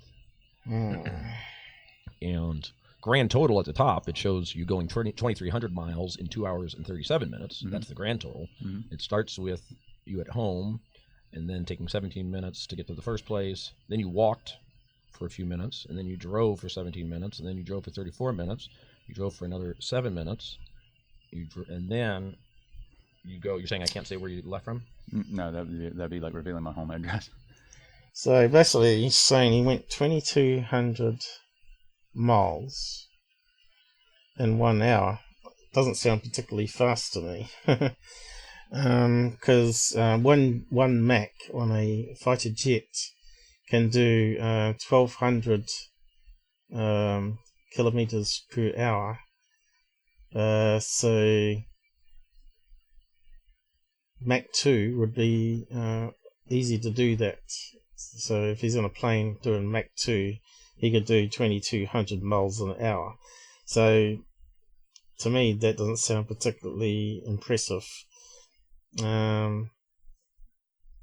But he's talking about going from one side of America to the other, which is 4,700 kilometers, and that's doable. And Mach 1 is doable to do that in 4 hours. So was he traveling at Mach 2 in a fighter jet? So if he was doing like Mach 10, so he couldn't have done it in a passenger jet, couldn't have done it in a car. So maybe he's checking out there that he was in some sort of plane, but whether it's using that technology as he's claimed, I don't know. But yeah, if you do the maths on that anyway. But I did some check up on this guy, and I found him on this site here. Security and intelligence, and he's actually listed down here. There he is, Mike Turber, and it actually sort of confirms electronic intelligence operations, and he's got an interest in a dealership for motorbikes, and investigation of the Miller Bay shooting in Las Vegas. Mandalay Bay shooting. So I had a look at the whois of this when this website was made, and down here, and it says it's in Arizona. All the other information has been redacted due to privacy, and it was created on 2017, so it's a couple of years old. So it's not a website that's been made up prior to the interview, is what I'm getting at here. So it sort of checks out. If he knew all this stuff back in 2017, why didn't he come out then and talk about it rather than wait 2 years? The other problem I have though is, why is it on a less known website? So I'll just post that link there to his business page.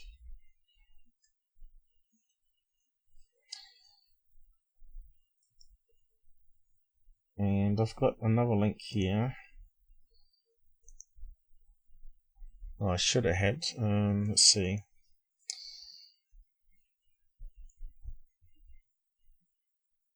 In truth, where's my other link gone? There it is. Here is it. No.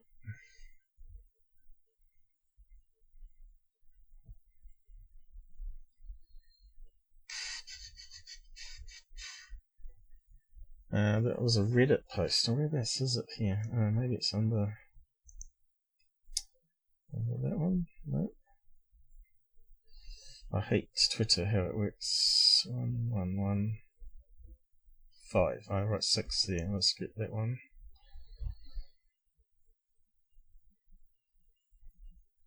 Where did I post the Reddit thing? Is that the Reddit? Summary. Oh, right, say summary. So that must be the Reddit thing. I'll just open that up. Got lost there for a minute. Mark Turber. I think that's spelled wrong. It was spelled with an E, wasn't it? Where's it disappeared to? Spelled with an E there. So this guy's summarized that particular video, so I'll post that link there. It's quite handy because it breaks it down instead of having to watch 2 hours. What did you say there? Yes, I know the cloak stuff, but people say the Tic Tac video is real because it's white. It's in negative, but would be black. Just the, yeah, they can flip a button on the screen to make the screen opposite, so white becomes black and vice versa.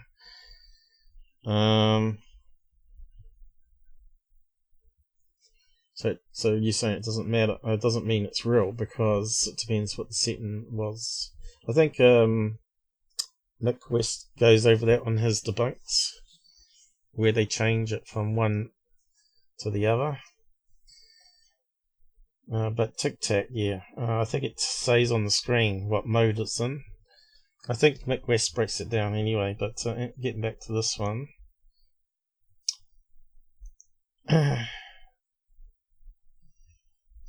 What the hell's going on? So easy to click a button, bang. You lose your place. Here we go. Show all to expand it. So this guy's made a list here. So this guy in this interview claims Dundee University in Scotland originally developed the anti-gravity, then gave it to DARPA. Then in 2017 the patent for it was filed by the US, and I'm still listening. Edit. Tic Tac has no doors that can be opened during flight, so they can't be used to deliver payload in orbit. They are so far only used for surveillance and intimidation. He said China is close to having this tech as well as Russia. It has nearly perfect camouflage. It was built to fit into a truck trailer to transport 9 feet wide. They are made in Palmdale at plant 42. The Air Force was testing them against the Navy when Fravor spotted them. SpaceX and Elon know about these Tic Tacs. Tic Tacs have 4 appendices. They are antennas. Remember, people were saying those little things sticking out the bottom look like wings. So I suppose that's why he's added it in there. So is he just adding in things so everything fits together nicely, or is he actually telling the truth? They made at least 20. Yeah, remember Kevin Day said there was hundreds. So he just said there's at least 20. The gimbal is a different craft than Tic Tac, which is different from the Go Fast. They bend the laws of physics but do not break them. They can't carry people when they make the fast maneuvers and accelerations. When people are on board, they must accelerate at slower constant amounts, which is obvious. He apparently travelled in one from Antonio, California to an undisclosed location. I was in one. He was in a similar craft using technology, because he was talking about walking around and there's like cutted lines where you're not let a green line that you have to follow, and it's got lines, black lines. If you go to the area, that you instantly die. So that's a problem for me, because if it's inside a field, the skin of the craft, then everywhere should be able to be accessed by the passengers. So that's a wee bit strange, but I can't rule it out, of course. The floors and the tic-tac are color-coded. Green for safe, which I just said. When phase array radar is more widespread, the tic-tac will be seen all over. So we need to find out what this phase array radar is to see if it's real or if it's BS. The camouflage looks like a predator from the movie. You can see an anomaly when you look at it. President had Air Force liaisons personnel on board the Navy vessel who took the data bricks and deleted all the data during the event. The East Coast event and Atlantic event were competing corporations' machinery. Trump deployed a tic-tac to North Korea to intimidate Kim, which is possible. I wouldn't rule that one out. DoD wants the information to leak out. The tic-tac craft and the gimbal type craft are both made at Palmdale location. The funding for initial build of these craft came out of Star Wars program under Reagan. That's in the 1980s. The underlying technology for the craft came out of the 1950s. These tic-tac craft were first flown in the 1990s. And you remember that 1999 incident on the Nimitz where the guy said a big triangle come out to sea and took off very quick. So that fits in with that as well. The triangle one's also tic-tac technology. Who knows? These craft probably don't have a speed limit. But of course, none of this rules out UFOs and aliens, right? We know from a lot of eyewitness accounts that these have been around for a long time before the technology is advanced in 1950s to 1980s at least. So it could be that the Nimitz one is actually this technology and wasn't aliens this time. And that might be why Trump has brought in the Space Force, because they've got to have this sort of technology out there that's still classified. This is probably why they want to leak it out. But surely everybody should be upset. If they had this technology, it would probably certainly do away with fossil fuels quite a lot. It won't get rid of them completely, because we still need it for certain things like plastics manufacture. Even drugs. I think aspirin's made from crude oil as well. I'd have to look that up. I can't remember the medicines that's used for making medicines. Kind of strange. The guy says he has personally seen zero evidence of alien invasion on Earth. So could that be disinformation there? So maybe they want to cover up aliens visiting and actually release the information on a top secret project that sort of mimics the same technology, so everybody moves on and forgets about aliens again. The DoD figured a whistleblower was going to come forward, which is why they started releasing this now. I think that's the end. The guy in the audio says these things are built in Palmdale. That's the same place the ARV was hanged. Edit. Downvoting this post and all this work doesn't exactly motivate me to do any more of this type of work in future. Come on, man, this information, whether you agree with it or not. So, how many downvotes did he get? That's the problem I have with my channel. People listen to part of it and they get all upset that I'm debunking stuff instead of listening to the whole story. I can't see any downvotes. Anyway, thanks for the play-by play. So what do you think on that one, guys? Do you think it may be possible? I think it is. But is this guy just BSing us? Another one. Another Bob Lazar.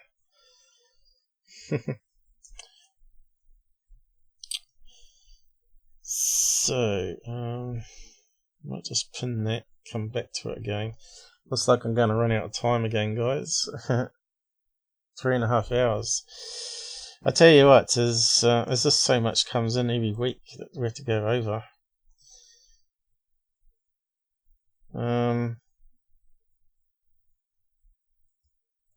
But it is important, I suppose, to cover it. A hidden truth. There's also a radio one where you don't have to watch the video. I'll just post a link to it anyway. It looks like I might have to cover the patent next Sunday. I knew I'd probably run out of time, but I had it listed in the description. What are we talking about here? Check that again. Just call it part 2.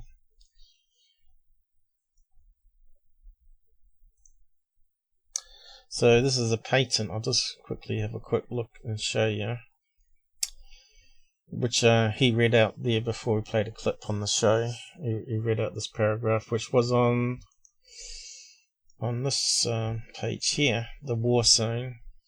Docs show Navy got UFO patent created by warning of similar Chinese tech advances.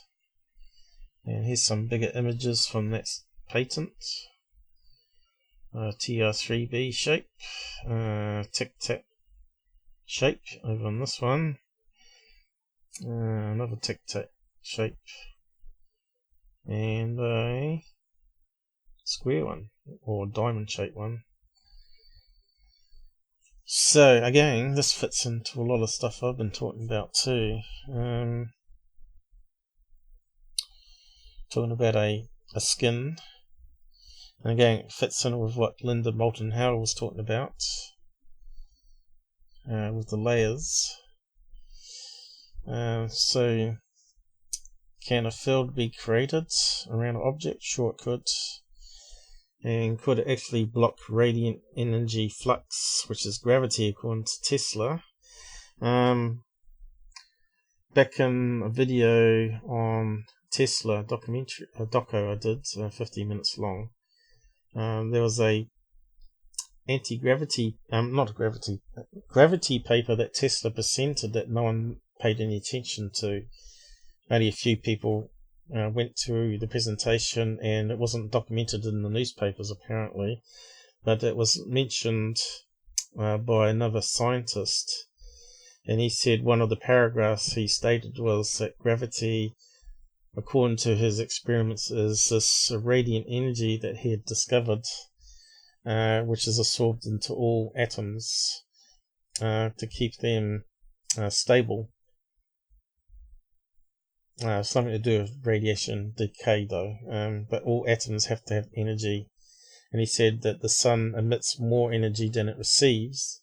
It receives more energy than it emits. And that's why they can burn for billions of years before they blow up.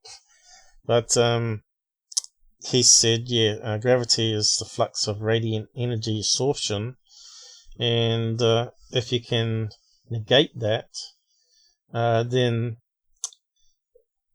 it's not going to be affected by gravity. And of course, also Townsend Brown documentary I did, he was playing around with high voltage capacitors used by X-ray machines, and found that they started shaking and trying to lift off the device. So he started looking into high voltages and charged plates, and found that they actually got lighter when they were charged. So again, this connects into this sort of stuff. So Einstein went a different route, but he also was very friends with Tesla. So he knew what he was experimenting on, and they used to go to parties together and all that sort of stuff. But they went out of favour when Einstein went to his general relativity, and Tesla said he was wrong about space-time and all that sort of stuff.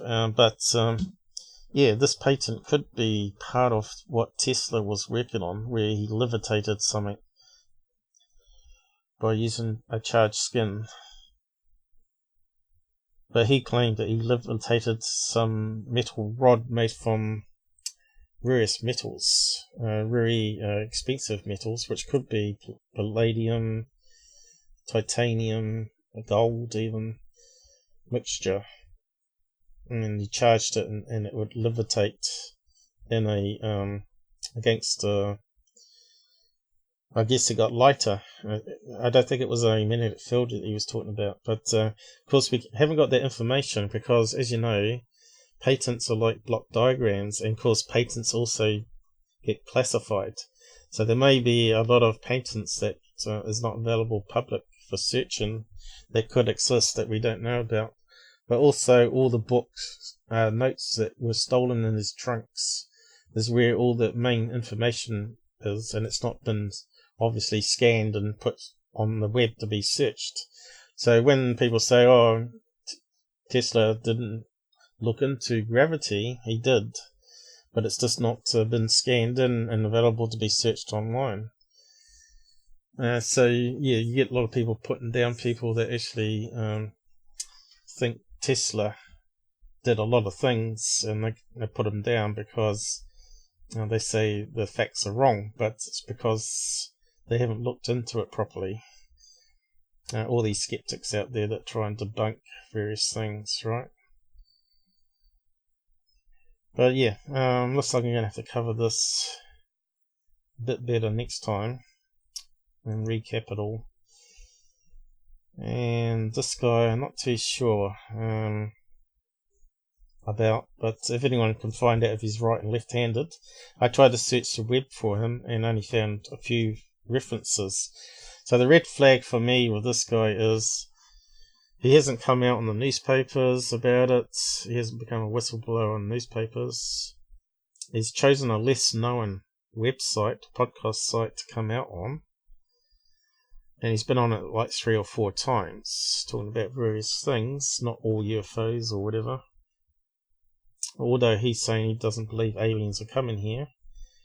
There's another red flag for me, I think. But then some of it sort of adds up. So, yeah, it's quite interesting to me anyway. And all that's on the patent, so I'll get on to that next time, first thing, and should be a good live next Sunday, hopefully. See what other nonsense gets in the way meantime, I guess. So I'll probably need to spend another hour or 2 talking about what they're trying to say on the patent. But that deep guy has said it's rubbish and debunked the science in it, but I don't think you can, because it's just like a block diagram, and because it's a patent doesn't mean it's the only one that's on there. They may have modified it since and changed the wording. So yeah.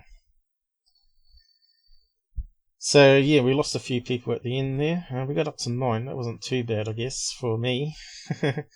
I know it's been a bit heavy, some of it. Again, we never got to see any UFO stalker cases. It's just so much I can only cover.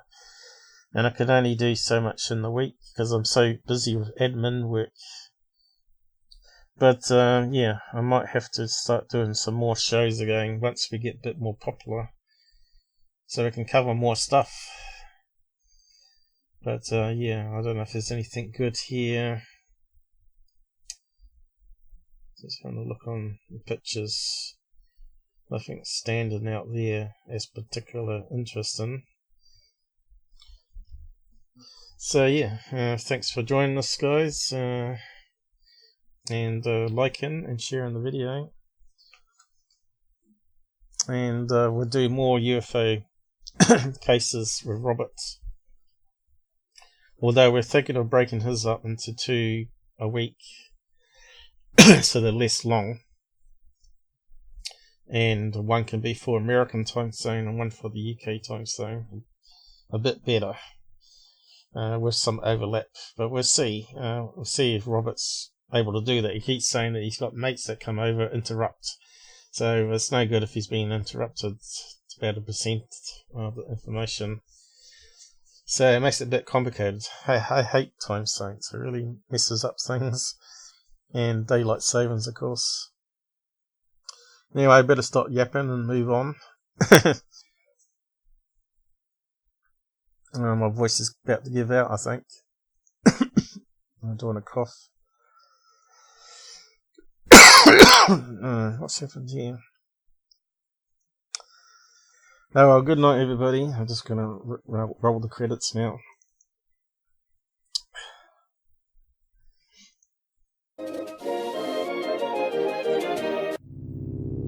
Oh, my throat's gone.